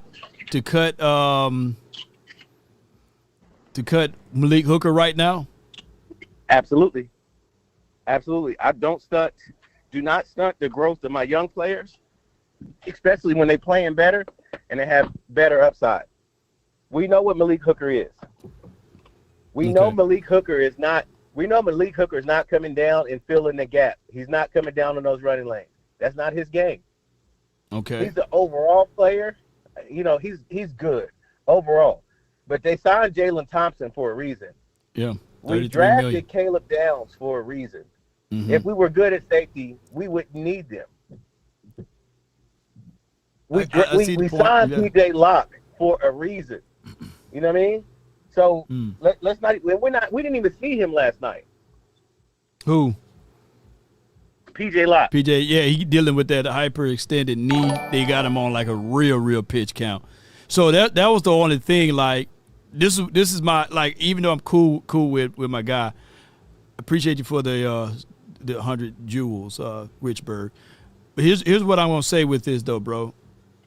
I think that if Jalen Thompson and PJ, if both of them boys didn't get hurt, then I'll agree. I'll be like, okay, yeah, Jalen Thompson is balling out in Oxnard, and PJ never got hurt. But the two people that you brought in, they both got hurt. The hip pointer and the PJ Locke had the hyperextended knee. So that's why they was like, you know what? Let's just let this one play out, because even though Hooker may be the older guy that could be less than skill set versus those boys, he's not hurt. Not yet. I mean, if we're talking about hurt, look at his track record. Yeah, but he haven't been hurt since he came to the Cowboys, though. That's the only thing. Yeah, I'm not trying to protect him. Time on one leg. He's been playing on one leg the whole time. Yeah, to get the foot issue. Yeah. Because the speed isn't there. I watched him at Ohio State because he was top 5, top 10. Mm-hmm. I'm telling you, the boy was good. Boy, good compared to Ed Reed. He was good. Now I'm not going to take that from him, but after his first year in Indianapolis, like he tore something crazy, either his knee or his Achilles, and then he tore it again. Right. And you'll never come back and be what you used to be. It's not a thing. That's not, it's not realistic. And the game, to me, watching him last year, granted the whole defense was trash, right? But watching him last year, he don't have it. That like Javon Curse. I mean, not Javon Curse, but Curse. J-Rock. I don't think he. Now I know we don't go by grades or what have you, but overall he played better than PJ Locke in an overall grade aspect than most people thought. And then he played better than, believe it or not, the guy that a lot of people was asking for in the last 3 years. And I think he used to play he played for Roll Tide. His name at the tip of my tongue. Played for Miami. He was a guy who used to play for the Steelers. What's his name? It's Fitzpatrick. Minka. Oh, but Malik been better than Minka in the last 2-3 years, and a lot of Cowboy fans been asking for him. And if you look at the stats and his accolades and what he's been doing, it's been better than Minka Fitzpatrick. Yeah, I was never a Fitzpatrick fan, but he will get turnovers, and that's what a lot of the fans are basing off of, turnovers. That's what I'm saying. I'm saying like Malik Hooker's have more turnovers than Minka, and have more tackles and tackle miss rates been higher than Minka. Only reason why I know, because we've been sitting down, we've been looking at this. That's the only reason. I'm not trying to advocate for Malik Hooker over every safety, but I'm just saying it'd probably be better to keep him than to cut him at this point. Hey, you know what? I understand your stance. I know you got your hands tied. That's the homie. But at this point, that thought process right there, is why we haven't won anything in the last 30 years. You got me some handcuffs over here, Lou. You got me some like I said, you got some extreme handcuffs right there, that dog. you got me like this, like help me. My only thing is, here's my thing. He's not going to play beyond this year. He's not going to play beyond this year. This is his final year. He's going to try to close out and then retire. So everybody gonna get their wishes. And I think he's going to be a veteran bridge guy to Caleb Downs. And then when Caleb Downs, it's going to be Caleb Downs in his defense next year. I think for the foreseeable future, the money that they paid for Jalen Thompson, $33 or $30 million or something like that, is going to be Jalen Thompson's and Caleb Downs' administration.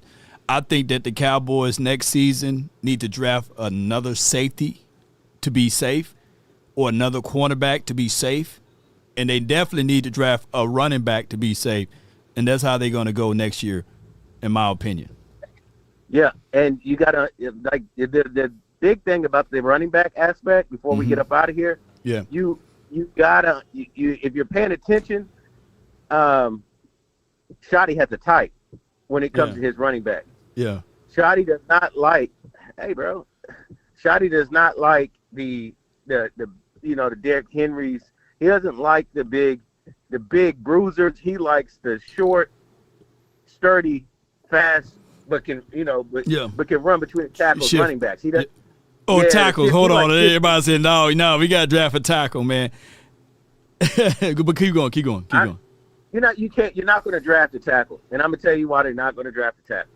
Because you're going to sign a tackle. They're going to play that game of signing a young tackle and trying to make him into something. That's what they're going to do. And I'll just remove all growing pains and just go trade for a good tackle. Spend the money on a good damn tackle. Be done with it. You got to get a couple young bucks on and just different teams that you can probably get. But I don't think Jerry, as much as Jerry's talking about he'll give up draft capital, I think he's kind of burnt out of giving up all his draft capital and paying any type of big money for anybody else at this point. Unless you're getting a star player, proven player, he's not doing that. I don't. I want them to trade for Crosby because then that would take us through the roof. But I don't think Crosby is coming here. I don't think Jordan Brooks is coming here. I think they're going to go into the season as we are, and we're going to see exactly what we have, and then they'll determine what the next steps are. But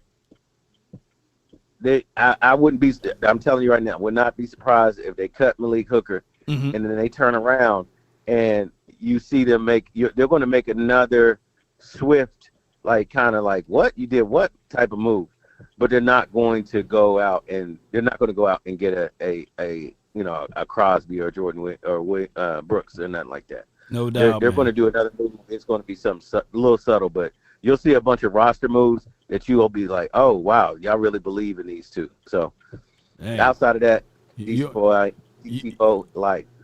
the money, man. Appreciate this. Lou from the 304. I normally would go back and forth with him on a lot of things, but this brother been so damn right. He was right about Malachi. He was right about Osa Odighizuwa. And you're right about something else. I'm like, damn, this dude talking about that. I'm sitting there like, he got my arm. He got my hands tied. I asked that man for the damn lottery numbers, man. Not this. But if the Cowboys wanted to get rid of him, they should never re-sign him. His money was already done. And they created a hole, and that's $5.5 million of dead money. I'd rather... Believe it or not, I go back to saying this, it's better to have it and not need it than to need it and not have it. That's all I'm saying. I can find a way. I know it's hard, man, to talk about Julius Wood and Elijah Clark as the up and coming. Bell to a degree as well. But there's got to be somebody else that you can cut. It's got to be somebody, man. Now, call me crazy. I would prefer the Cowboys to cut Carsons versus the veteran Malik Hooker for this one season. and see if Carson can clear waivers and put him on the practice squad. Because there's no way Hooker is going to the practice squad, or no way, shape, form, or fashion, right? You cut him, he gone. He going to go straight to the crib and chill. I would rather for the Cowboys to cut Bridges than Hooker. I would rather for the Cowboys to find a way to cut maybe a Wheat, and I know people talk about thins and stuff like that. You can find a way to keep, because I think Tyrus Wheat, you can pull him back up on the practice squad and stuff like that. Carson's already in the undeployment line. And I just seen like, and this is just me, I'm not trying to give away insider information, but every DB kicks it with Hooker. Like they literally look at Hooker as the oracle, right? And I could be 1,000% wrong on skill sets and stuff like that. But cutting him is cutting a third of your culture away. It's like tone deaf, because you're looking at it like, if Wood go to Hooker for information and Hooker provided it, and then you cut Hooker, then Wood, I don't know how Hooker would feel like, hey, you come to me. Well, he'd be like, probably like, well, sure, you started now. Maybe the Cowboys need to just go to you for this information. I don't know how that works. If you cut your veteran guy, especially after you done went to him and said, we want you to bring you back for one more year, when he was already, you know what I'm saying? Like, I don't know how that will work. I don't know how that will work, y'all. Somebody said, recall the seatbelt. Rich, man, with the 10 jewels. Appreciate you, man. I got from the 970, you're live, Sonny, and then Donnie, you hold tight, but Sonny, you're live. Hey, how about them Cowboys? Yes, what's good with you, man? What you got for me today, man? Talking about these guys are talking about cutting that player. But, it's really what the defensive coach wants. Yeah. He'll either tell Jerry Jones, to either do it or not do it. I would think he'd have some say into it. Yeah. They're not just going to eat $5 million. That'd be. Just give it a $5 to me, man. Let me get that dead money, man. I promise it'll change my life for the rest of my life. But, hey, who do we play next week in preseason? The Cards, and this should be a real good test battle. Okay. Why is that? Did they play pretty good in their preseason? Well, first and foremost, Clayton Adams know a third of the team because he was there at once upon a time in Ryan Smitty. So these are teams with familiar understanding of their personnel. So if there's anyone that you can really try to communicate with on the Cards, we'll be able to see how you can really use your influences on that team to also do some self-scouting. We play them in the regular season as well. And then on top of that, you can pretty much be doing some cross evaluations, because there's somebody on the Cards that you can probably want named Sweat over here in Dallas. And what about Benson from the Cards? Oh, the running back? Yeah, somebody in your chat said we ought to maybe call him about trying to get him. Is he a pretty good running back? Or? Man, he's still new, man. That's fresh paint. You can still smell it. But that would probably take some players, all right? Probably be pretty high to get somebody like that. Yeah. I don't think they are willing to move on from Benson. It's just still too soon. Think so either. I don't know, but last time we won a preseason game against a Super Bowl team. The NFL, I listen to it on Sirius XM NFL when I go out and to my cows and stuff. Anyways, I was listening to them. They said that the most of the players that played last night were players that aren't even going to be on the team. Right. They're going to be working at, Publix and that Walmart. No flowers. They said I don't know. But it was a good win for us. Good win, man. Yeah, good win. Glad to see what happened. But like you said, next week we're going to learn a little bit more, right? Yep, how they handle success. That's the main thing. You coming off of a win now. Yeah. Next week. I'm looking at you may not get many more snaps from down, but I'm wanting it to know, like, can some of the guys rebound, like from one week to the next? Can my tackles on the road not have these false starts on the backup side, right? Can Jadon Blue be utilized differently instead of running up A gap? Can you put him on the outside? Can we see him in different? You don't want to give away all of the tests. You know what I'm saying? You don't want to get. You still got to be protective. I get that. So you still got to be vanilla. But I just want to see. I want to see the penalties. Like, this is what I'm looking at. We had 13 penalties this last game. Can I cut that in half? Can I at least see 5 or 6 penalties or none, right? And that's going to be your stretch. Can I see us just perform a little bit better in certain situations? That's what I'm looking for next week, a collective.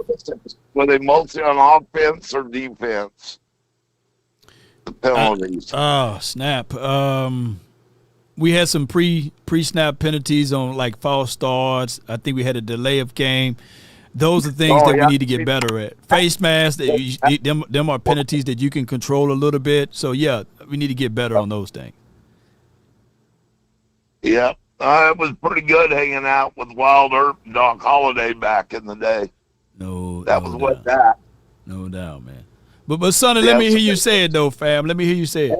About them Cowboys, and I'm not quite yet ready to drink the Kool-Aid, Law. I'm gonna wait till about around Thanksgiving, and I'll be able to tell you one way or the other. Well, I'm gonna have it. I'm gonna have it spiked by that time. So get ready, okay? Yeah. I mean, when you gonna do your picks?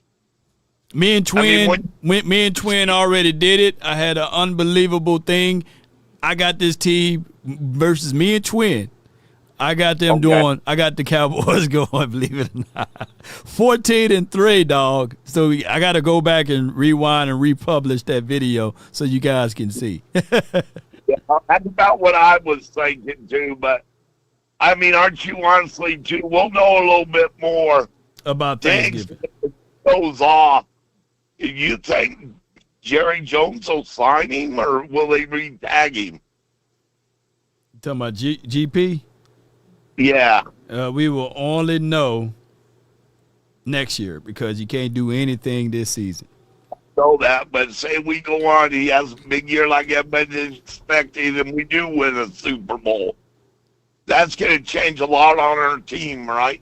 That's going to change everything, man. If Cowboys win Super Bowl, boy, it's going to be a lot of chaos going in a good way. Appreciate you, Sonny. Thank you for calling in. Have a good one. Yes, indeed. And how about them Cowboys? Yes, indeed. That's Sonny, man, for the 970, man. And I still got my Kool-Aid report, man. Oh, yeah. I got from Sonny to Donnie and 100 grand hold tight from the 909. Dog, you live. Donnie, talk to me. Hey, Law, how are you? Man, I'm doing great, man. I can't complain. Enjoyed the preseason game last night. Mm-hmm. A lot of things that happen typically in your first preseason game. You have a lot of penalties, some mishaps. But I was more impressed, Law, that we look like a football team, bro. Yeah. We didn't do the silly stuff. The penalty that they called on 21. I didn't see him hold. I didn't see him grab. I didn't see him touch him. He just ran by him. But the referee that threw the flag, he way back in the back, 30 yards away from the play. So I'm like, okay. But I like the way, because when I watch preseason games, I look at players. I'm looking at our rookies and second and third year players and see how they developed and how they progress. So I was more doing that, and I did like the way our defense played. I liked the way we responded. I love when we got there inside the goal line, right? How our defense really responded. And, when it comes to players, there's several players that stood out. Of course, Camden Brown stood out. The tight end, Trigg, he showed up. I agree with you about Shoemaker.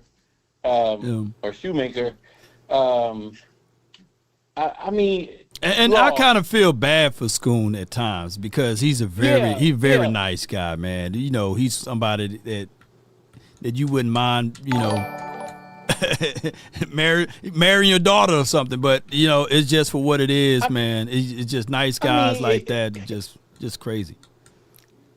Yeah, I mean, being a nice guy is fine, but we need you to play football. And you know, for what I saw from Trigg last night, that young man did more in those 60 minutes last night than I've seen Schoonmaker do in his 3 years he's been at Dallas. Facts. I mean, he hasn't did anything that say, okay, oh, we got something here. All right, I see you. I see you. Right. We haven't seen that. But seeing Trigg last night, it's like, okay, all right. You know, he hadn't done that much in training camp, but you know, he shined in the game last night. Yeah. And then Julius Woods, man. I heard the last call, you know, having the debate about getting him on this team and cutting. I wouldn't cut Hooker. I wouldn't do that. Yeah. I wouldn't do that. But I would definitely find a way. You know, Sky talks about this all the time, where teams do this. They do this gymnastic roster. You know, they put, you know, they can hide you and do this type of thing. I think they're gonna have to do something. They're gonna have to be creative to keep Brown and Julius Wood, man. Because man, you watched his Big Game James broke down his 22 last night. Oh wow. Oh my goodness, man. Got to go check Big Game out. I rewatched the game, man, and Julius Wood's he's trying to take your head off. He is. You know, fast, elusive. I mean, he not to be funny, but he does bring the wood. Yeah. And that play that he made on the goal line, when the running back and Big Game James broke it down, the running back just knew he was going in the end zone. Yeah. And Wood said, "Oh no, I don't think so, buddy." Yeah. That was a great tackle. Yeah. Great. So, you know, the special teams thing, you know, in preseason, those guys that are playing special teams last night, man, those guys are not going to be on the team. So I'm pretty sure that it's going to be better come game one. So, but I just like the fact that the Cowboys look like a team. They didn't look lost or anything. I was very impressed with the defense. You know, we talk about Toye, the defensive tackle. Jay Toye. Jay Toye, yeah. And that goal line stance, Toye was the one that was plugging up that hole, man. Yeah. He did have a little spark to him. Yeah, man, he was. So overall, yeah, I was happy with the win, and now, like you said, we'll see week 2. Those guys that made mistakes and we see if they can improve next week. But the Cowboys are going to have to. They're going to have to address the offensive line depth, because the tackle position. And I'm comfortable with Guyton, and not comfortable with Steele. Unless you're gonna run, you're gonna smash, slam right, and pull right, GT counter right. Unless you're gonna do a lot of run to the right side and put tackles there, like your tight ends there. I don't know what the hell is going on with these boys on Pass Pro. As far as getting their feet, their kick slide is a little slow. They hesitant. I'm gonna just say first game jitters, maybe, and I hate to say that against especially guys who've been in the league for more than a year, out of Guyton and Steele. I don't know what else to say. I don't know how else we can put this in other ways, whereas we just have damn reservations on our tackles. I wanted to ask you about Taylor Decker, because he's been out there. And do you know, did the Lions release him because of salary? Did they release him because of injury? He want money, bro. He want money. He want money. He want big money. Let me pull up what he's asking for. And if it wasn't for money, like he want like crazy dollars, bro. He want let me see. Let me pull this up. And I want money. Everybody want money, man. But damn, He won $21.3 million APY. Oh, yeah. I mean, we can't squeeze it like that, man. That's a lot of money. He want north of that too, by the way. That's why he's still sitting, because Yeah. nobody's going to pay a 32-year-old offensive line, even though I still think he can play. But no, I don't think so. But I do like. I'm not going to beat up Blue. For last night. I agree with you. They need to stop running them in that A gap and run them more outside. Mm-hmm. I do like Israel Abanaconda. I like him a lot. Yeah. And of course, Malik Davis. Every time the boy gets on the field, he performs. He just hits the hole so quick, and he seems like when you talk about vision, Malik Davis' vision is very good. So, but just looking forward to next week, man. Looking forward to next Sunday. Next Saturday. I think we play the Cardinals, Mm-hmm. and so we'll see if we can pick up. Because what you want to do, you want to keep stacking those wins or stacking those performances, and those guys that made mistakes this week, you don't want them to make the same mistakes next week. Yeah.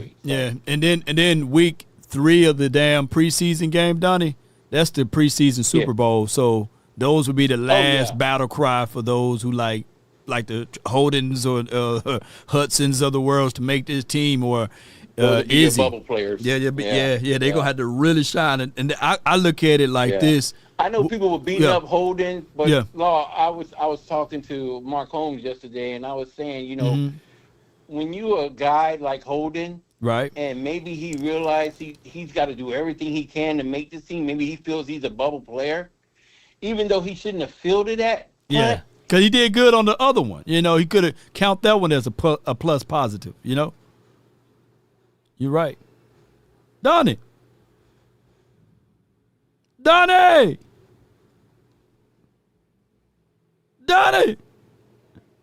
What they doing with you, Donnie, man? Donnie!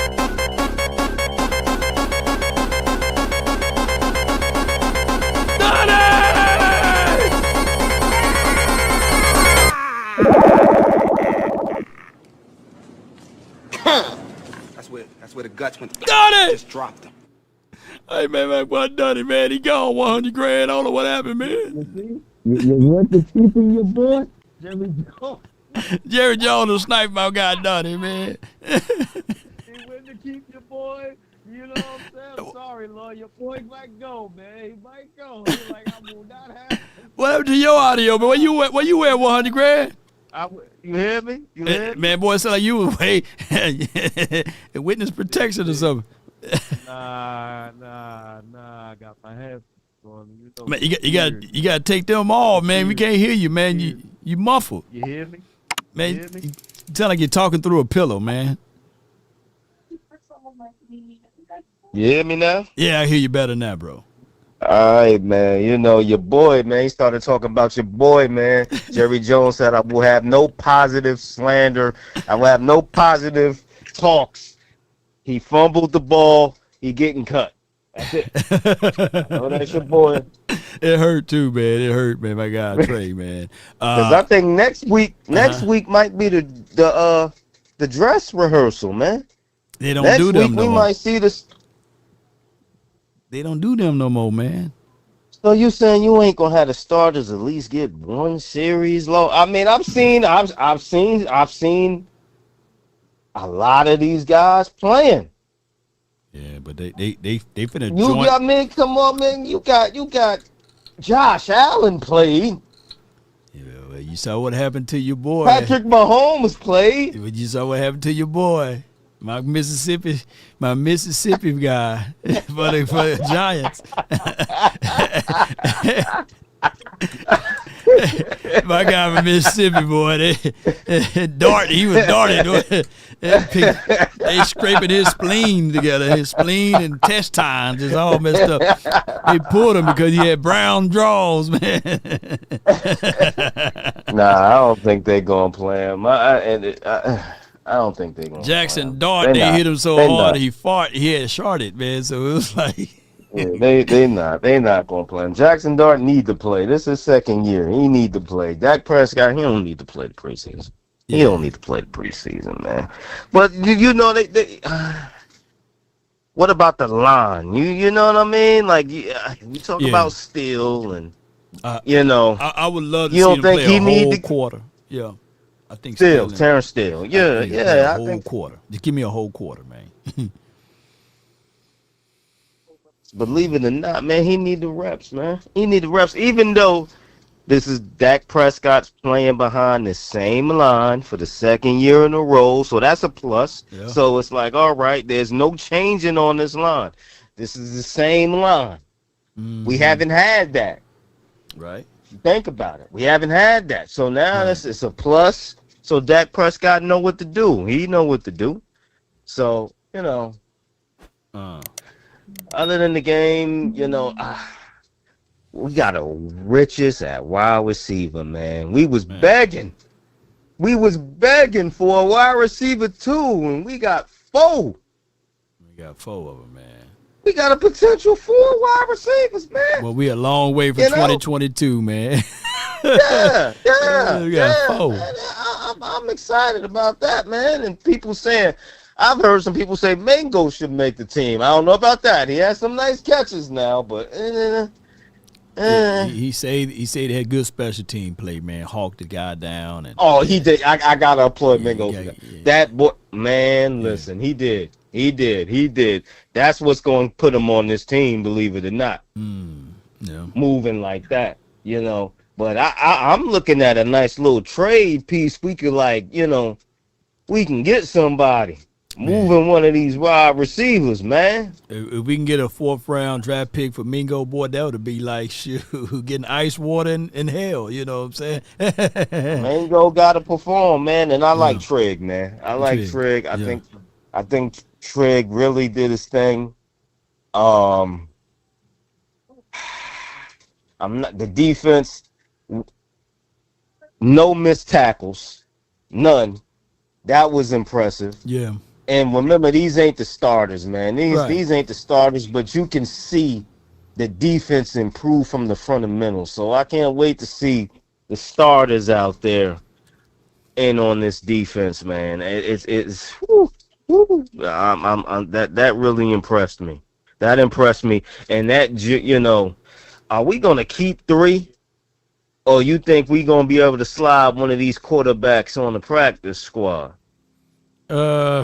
We gonna because keep the commanders backup hurt, so who knows what they gonna do? Who the Commanders' they backup quarterback hurt? So who was it? What's his name? And he played against us when what's his name got hurt too. What's his name? I can't think of his name now. I think that Howell is more expendable. I mean, he played for the damn Washington. He played for the Eagles. He played for everybody, man. Shit. So I would go with, believe it or not, I'll keep Joe Milton, man. I like Howell. You don't want to see one more. I want to see one more game from Joe before I crown Joe, man. Man, we talking about because he did play in the second half. I know. Against bus drivers and Uber. You know what I'm saying? Paper, plastic, So I'm not gonna sit here and crown Joe. I need to see Joe against the second stringers and third stringers. Give him a whole half and let's see what he do next week before I sit here and give him the nod. Just flip it. You give him the first. Right. Yeah, you give him the first in the second quarter, then put Howell in the third and fourth. I can see that. I can see that. Before I give him the nod over Howell. And the only reason why Howell got the nod is because of his experience. Yeah. And he can throw that deep ball because I was listening to Washington guys, and Washington was like, yo, just have Sam Howell throw the deep ball. And as soon as he threw that deep ball, what happened? Touchdown. So Sam Howell, it's all how you play Sam. Sam is he sling the pill, man. He sling the pill. He's a thrower. He's a thrower, yeah. I mean, I'm not sitting here saying he's great. A backup quarterback ain't gonna be great. I like Joe's upside. I mean, he has potential, but he has to show more. You know, that was a great stepping stone. Don't get me wrong. I'm very impressed. But I need to see him against better competition before I sit there and say, all right, man, he's the backup quarterback to Dak. Even though, you know, I mean, I don't think we should change our offense too much with Joe. Yeah. And I think Joe can provide that running effect that Dak can't. Yeah. So that's a step up for Joe. And that's why I think they would want Joe to win the job. Because, you know. If Joe get cut, he going straight to the Eagles, man. They gonna pick up the Eagles. Gonna try to scoop him, man.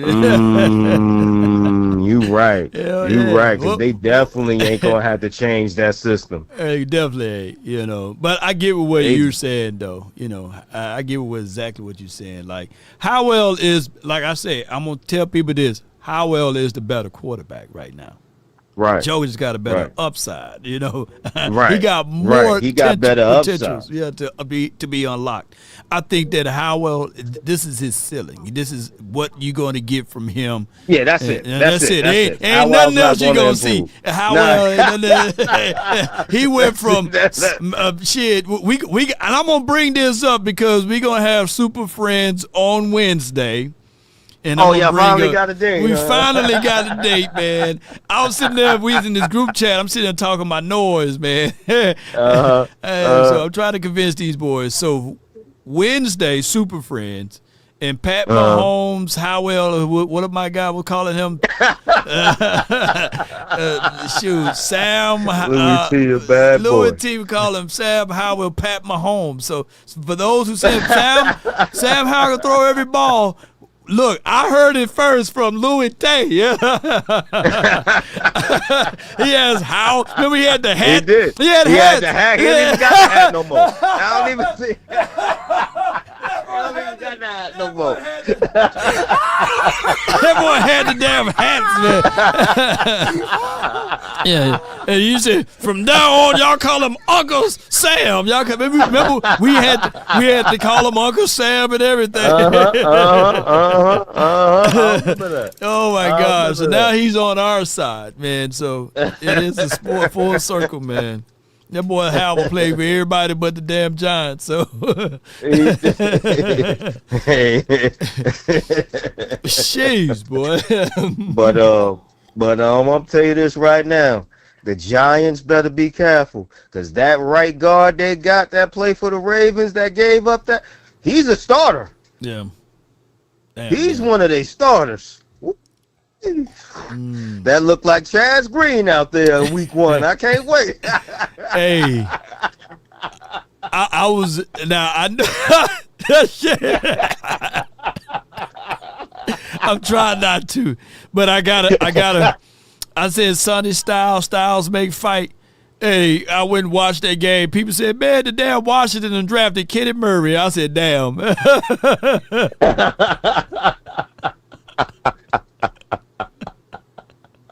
I said, I pray and I hope so, because I still wanted Styles over here. But I'm glad we didn't get him if I was looking at that damn game. I know it's hard to judge our preseason game. So if it is for what it is, if Sonny Styles don't show up, man, it's going to be another Kenneth Murray, and I'll be like, yes, we dodged another bullet, man. Hey, man. Hey, I just want us to beat the Giants how Carissa Shields beat that girl up last night. That was crazy. You saw them, they started throwing they threw a blanket sheets, they threw a quilt. Somebody threw the damn robe up in there. Stop the fight. Throw the towel. Stop the fight. I saw Clarissa, boy. I went back. She rocked her, man. I said, knots and stuff were foaming all over the head. That look like Rocky versus Alvin Drago, the first fight. And this is the thing, though, with Clarissa Shields, man. And I got to say this 1,000%. I get it when the other females hate on Clarissa Shields. But you got grown-ass men hating on Clarissa Shields, on her beauty, on her looks. Man, I'm sitting there like, man, come on, dudes. And then on top of that, they hate on her personality. They hate on her she flex and talk about she didn't fight nobody. Who you want her to fight? Thank you. Who you want her to fight? You. She done beat every female up. Now she got the right to do that. She got the right to do it. When Floyd was doing it, Floyd had his haters too, but you had nothing. You just gotta respect it, man. Man, just gotta respect Shields at this point, man. Like, come on, man. I get the hate. I get the face of boxing. They wanted to be Alicia Baumgardner. I like her. She's cool. Kicked it with her, and I kicked it with Clarissa Shields. Both of them. I think that they are respectful in their own lane. They're good in their own lane, but you don't have to put the two against each other, and I know it's too late now. But come on. And I like Alicia, but those are two different weight classes, man. And the last two fights, the last two fights, and I'm saying this out of respect, the last two fights Alicia had, it was like, okay, all right, good. You know what I'm saying? She won, but it wasn't really like, hey, she whooped the bricks off. You know what I'm saying? It wasn't like this one. It wasn't like, it was like, now, unfortunately, Clarissa gonna have to move up in weight because ain't no more people for her to fight. She gotta move up, man. That's the only way because you running out of girls. Who's next? Who else, man? There's nobody else to fight. she can go fight Ray J and them. Yeah. I mean, nobody else. You gonna have to start fighting dudes, man. That's the only thing I can think of, man. Man, ain't nothing else I can think of, man. She could retire at this point, man. Retire and just sit on the beach and chill. Yeah. You don't got nothing to prove. Nothing to prove. Else, people just, I mean, it ain't no contest. I mean, I'm like, boy. Sheesh. Yeah. I'm gonna tell you what, Papoose. Hey, yes, ma'am. Yes, ma'am. No, ma'am. Thank you, ma'am. Don't get upset. Don't get upset. Beat the brakes off of him, and then call Remy. Hey, come on over, get this one.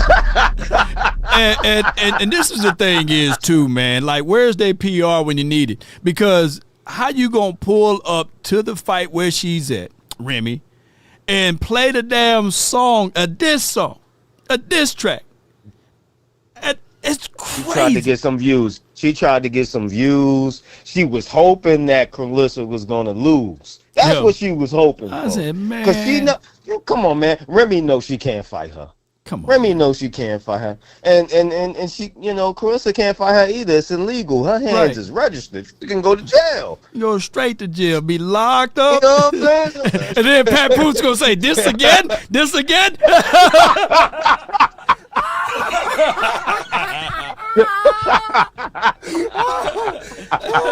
Shout out to Papoose though, but I'm sitting there like, man, Papoose is the solid dude, man. I'm sitting there like, man, shit. Remy cheated on him, and he was waiting for her. Yeah, exactly. Shoot. Remy cheated on him, and Papoose, what they say, you gotta upgrade. You gotta upgrade. Papoose upgraded. Yeah. He upgraded. You know what I'm saying? So hey, man, that's another reason why Remy mad. Yeah, she ain't gonna say it. She ain't gonna say it. And then she got her teeth, her whole body done, and everything. I'm sitting there like, come on. It's crazy, man, but it is what it is, bro. Look, when these women are feisty, man, I like what they're doing in the women boxing of sports, but, man, it's crazy when you get dudes to chime in on all this stuff, man. It's crazy. Let them girls be who they are and stop putting them two against each other because they definitely ain't going to fight each other. They're two different weight classes, two different. It's two different weight classes, man. They're not going to fight each other. But unfortunately, that's what she gonna have to do if she want to get more fights. Cause, come on, man, there's nobody else for her to fight. She has no choice but to move up. And I know it's tricky because when you move up, you kind of lose. She just gotta figure out how to gain that weight and maintain. Oh, you talking about Alicia move up in weight class to fight Clarissa? Oh, Clarissa. Yeah. I think she's already one of the biggest ones out there, right? Oh, she got to. She move down. She can't move. She can't get no smaller than that frame.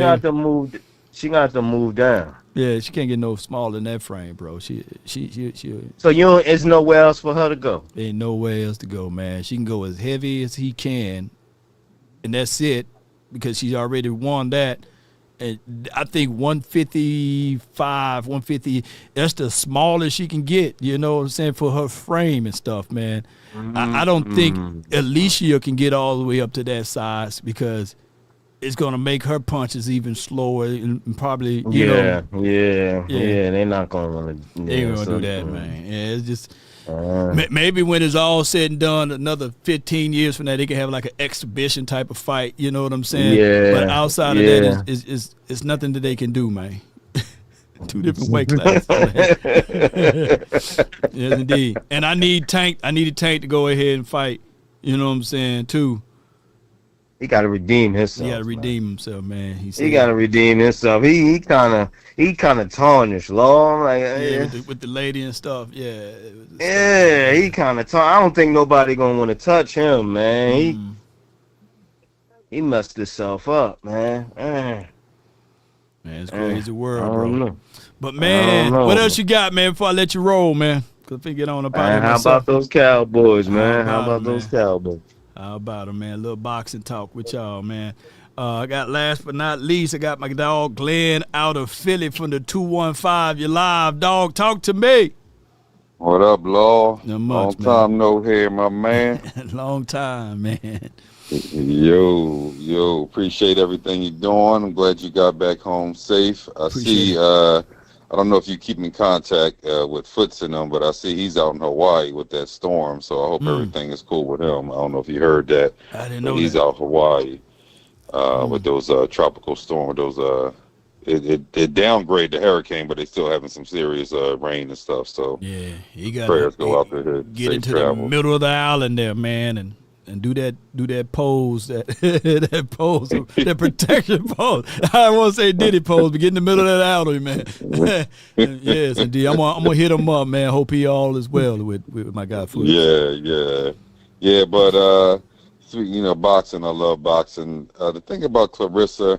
I followed Clarissa from day one. I remember when she was the humble young lady, just starting out, coming out the mud, and a light switch came on. I get it, the self-promotion, calling herself the GOAT and everything. She's a little brash, talk a lot. The only thing I did not like is when she got into that bully mode with Alicia. We all know that Alicia, there's no way they can make that fight. Alicia is way too small for her. So that's the only thing I didn't like about Clarissa. Her skill set, she wasn't until now. She didn't have any major knockouts or anything. In the beginning, she knocked a couple of bums out, but for the 8 years straight, she won. And her skill set wasn't all. Her defense wasn't that good. She was just swinging on people. Last night, I saw better defense out of her. I saw better head movement.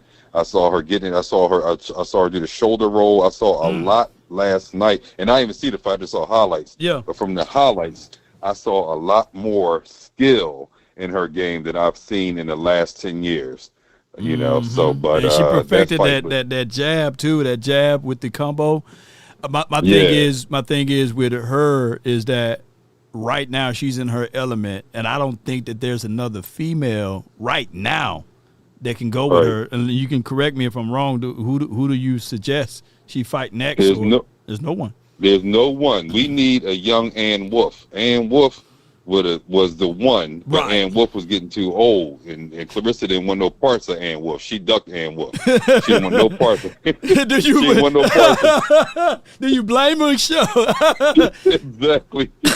So that's what I'm saying. You didn't want no parts of Ann Wolf, but you're going to go bully Alicia as big as you are. That's what I don't like. You see what I'm saying? I don't forget stuff like that. But you need another Ann Wolf out there. I don't see the boxing world, I don't see nobody coming up like that right now. So she, like my man said, I don't see a major fight. She just need to stack her bread, see what happens. But, you know what I'm saying? Invest, real estate, stack that bread, and don't be worrying about this boxing money. You got to flip that money now, because I don't see nobody out there. You did the MMA thing. Right. There's not much else you can do. But only thing, like you said, the exhibition stuff when they get a little older. Other than that, I don't see it. I don't see it. And that's the craziest world. And what about your boy Tank, man? You think he's going to try to fight? What's smooth, 25-0 guy, tip of my tongue. what's his name? Shakur. You think he's gonna ever get to that point, or what's going on? What's talking about? No, Tank blew that bag, man. Self-sabotage. He blew that bag, and it's one of those things where he couldn't get out his own way. And some people, they do things to self-sabotage themselves, not to face that battle. And I'm not saying that he's scared of Shakur.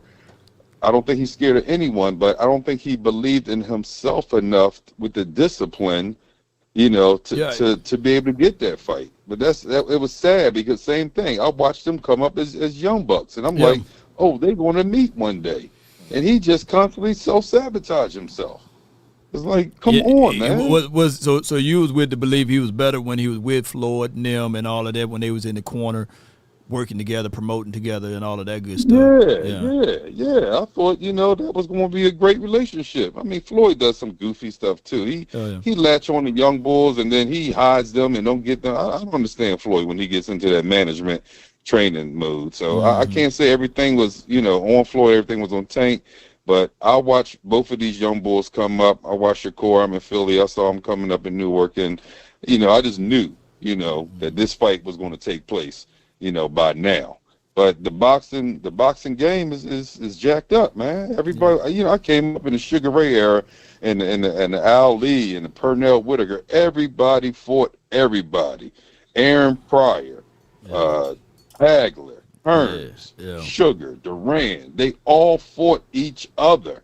But now, man, everybody want that Floyd. Everybody want to be undefeated. Nobody want to catch them L's. They want to fight on their own terms, though. I do agree with that aspect of it. Yeah, but to be fair, Bud is different though. Bud was different though. No, Bud is my man. Bud go down to my top 5, dead alive. Bud is my man. Same thing. I've been watching the boxing game. We got a place here called the Blue Horizon where the greats fought in Philly. So I go way, way back before Bernard Hopkins was the man in Philly. I go way back. So you rock with my guy Dan Okoye then, because me and him, he's out of that area where you at. Have you been to any of his promotions? I haven't. I've seen him talk about it. I saw some of his stuff on the clip. I'm definitely going to try to link up with him at some point. I never met him before. I didn't know. See, he tight with the Grady twins, man. How you say the boy's name? Yeah, he tight with them, and me is with Roy Jones. We had one of his fighters to fight on the undercard on his last fight. So man, we doing. We about to me and my guy. We probably put it on together. A production, man, so that people can come out and fight and see some stuff, man. We'll link up. But no, Bud, my man. Bud, the thing about Bud they was ducking Bud. They was going across the street when Bud came down. Bud was Debo the last 8 years. The boy got shot in the head, boy. Anytime he take a bullet, boy. Man, man, that boy is the truth. He is the truth. Now, the only thing is boots. I don't think that fight had happened. I don't think they can pull Bud back in. But the same thing, it's just a shame when some of these guys are too young to challenge the guys that are on top at the moment. And then by the time they get enough fights under them, the man on top is returned. So sometimes you never see those fights. But once again, don't start talking crap when the man is retiring. You know what I'm saying? Don't say I would do this, I would do that. Everybody now calling out Bud. Come on, man. Nobody was talking like that, talking crazy about Bud 5 years ago. And we were all robbed, man, with the Spence thing. The whole thing with Spence. And if we had a time machine, if we can fight them boys before, you know what I'm saying, that injury in the car wreck, accident. It's just crazy, man. Yeah, but look out for Abdullah Mason. He's the next up and coming. Abdullah Mason. I don't know if you've seen any of his fights, but he's the next up and coming young boy that's he's doing some damage. His father trains him. I don't know how long that'll last, but his father's been doing a good thing. It's about 5 brothers, Muslim family, and keep looking out for that name, Abdullah Mason. The boy, he's nice. He's nice. Definitely. But to the football, man, it was watching the first drive. We in the chat, everybody in the chat, same thing, same different day, same team, and all that. It was frustrating that first drive, but they turned it on. The quarterbacks looked good. Blue, Blue was Blue. Just as blonde as I don't know what he'd be running to, but be safe. He wasn't out there with the ones, so we got to see Blue out there with the ones. But I'm not putting too much on Blue. Malik Davis, they need to stop playing with that boy. He's the number 2. Right. I don't know why they messing with that man's career. He's the number 2. Just stop it. Okay, he's the number 2 until proven otherwise. Stop messing with this man. I like what I saw from the receiver Cam, and I like what I saw from the D. And it was a good game. It's preseason. What you want to see is teams making strides. Oh snap! Do I got some breaking news? Hold on. Let me double check, man. Cause these boys finna have me going quadruple overtime over here for your mind. Let me see if this is a situation and scenario. If they are saying this, and I probably had to hit you back. Okay. All right. Let me hit you back. I'm gonna hit you back though. Let me hit you back. All right. Bet. That's my guy right here, man. 215. Let me see if it is true from what I said. Oh Lord.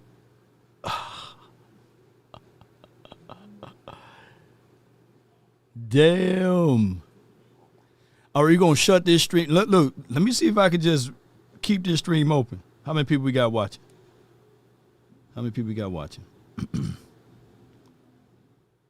Save image as.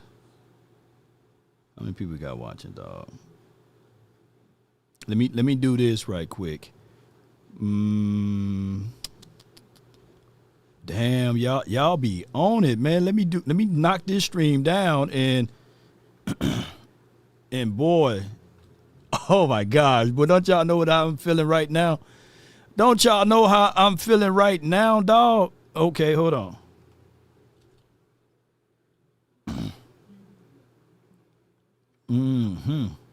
Damn, man. Boy, y'all caught me with my pants down on this one. Let me see if I gotta find a damn photo so that I can make this a new one, okay? Von Miller signed with the Cowboys. Image. Breaking news.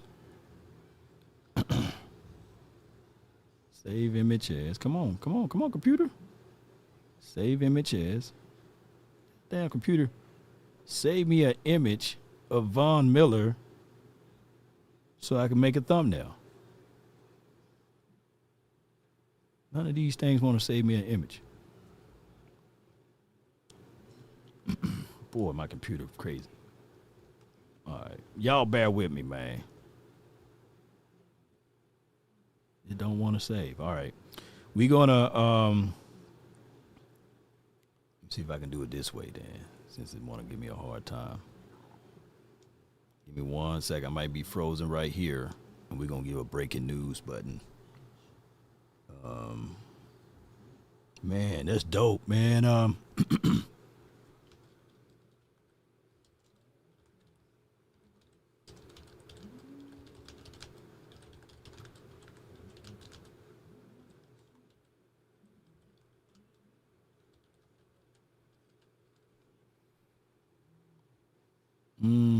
Y'all bear with me, boy. I'm trying to build a plane as we fly, man. Caught me with my pants down, boy. I'm telling you, man. Lord. All right, so we doing that while I got AI Tisha making that image for me. Shame on that. Hold on, what's going on? And I appreciate y'all. Y'all caught me with my pants down, like, oh, shoot. Get out of my house, boy. What you doing to my daughter? Get out of my house, boy. I'm Von Miller. Yeah. And I would love to accept all of those apologies for what I said the other day. I want y'all to send them apologies when I said he was going to sign, and nobody was like, yeah. Okay, good. Boom. And they gonna come on, thing. What's going on with my damn computer? Hope I don't have to reset it. And I'm definitely ain't on one of. I'm definitely not on that. Hey, let me go make a.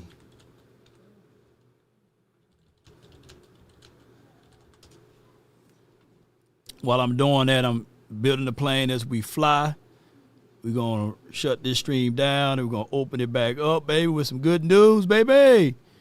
Boy, this is what it's going to look like when I open it back up. Shoot. With the struggle face. They look like him close enough. Man, my computer fucking up, man. Come on, computer. Oh, excuse my French, y'all. It felt like my computer feel like it's nervous or something. My computer nervous or something? There you go. All right, we'll be right back, ladies and gentlemen.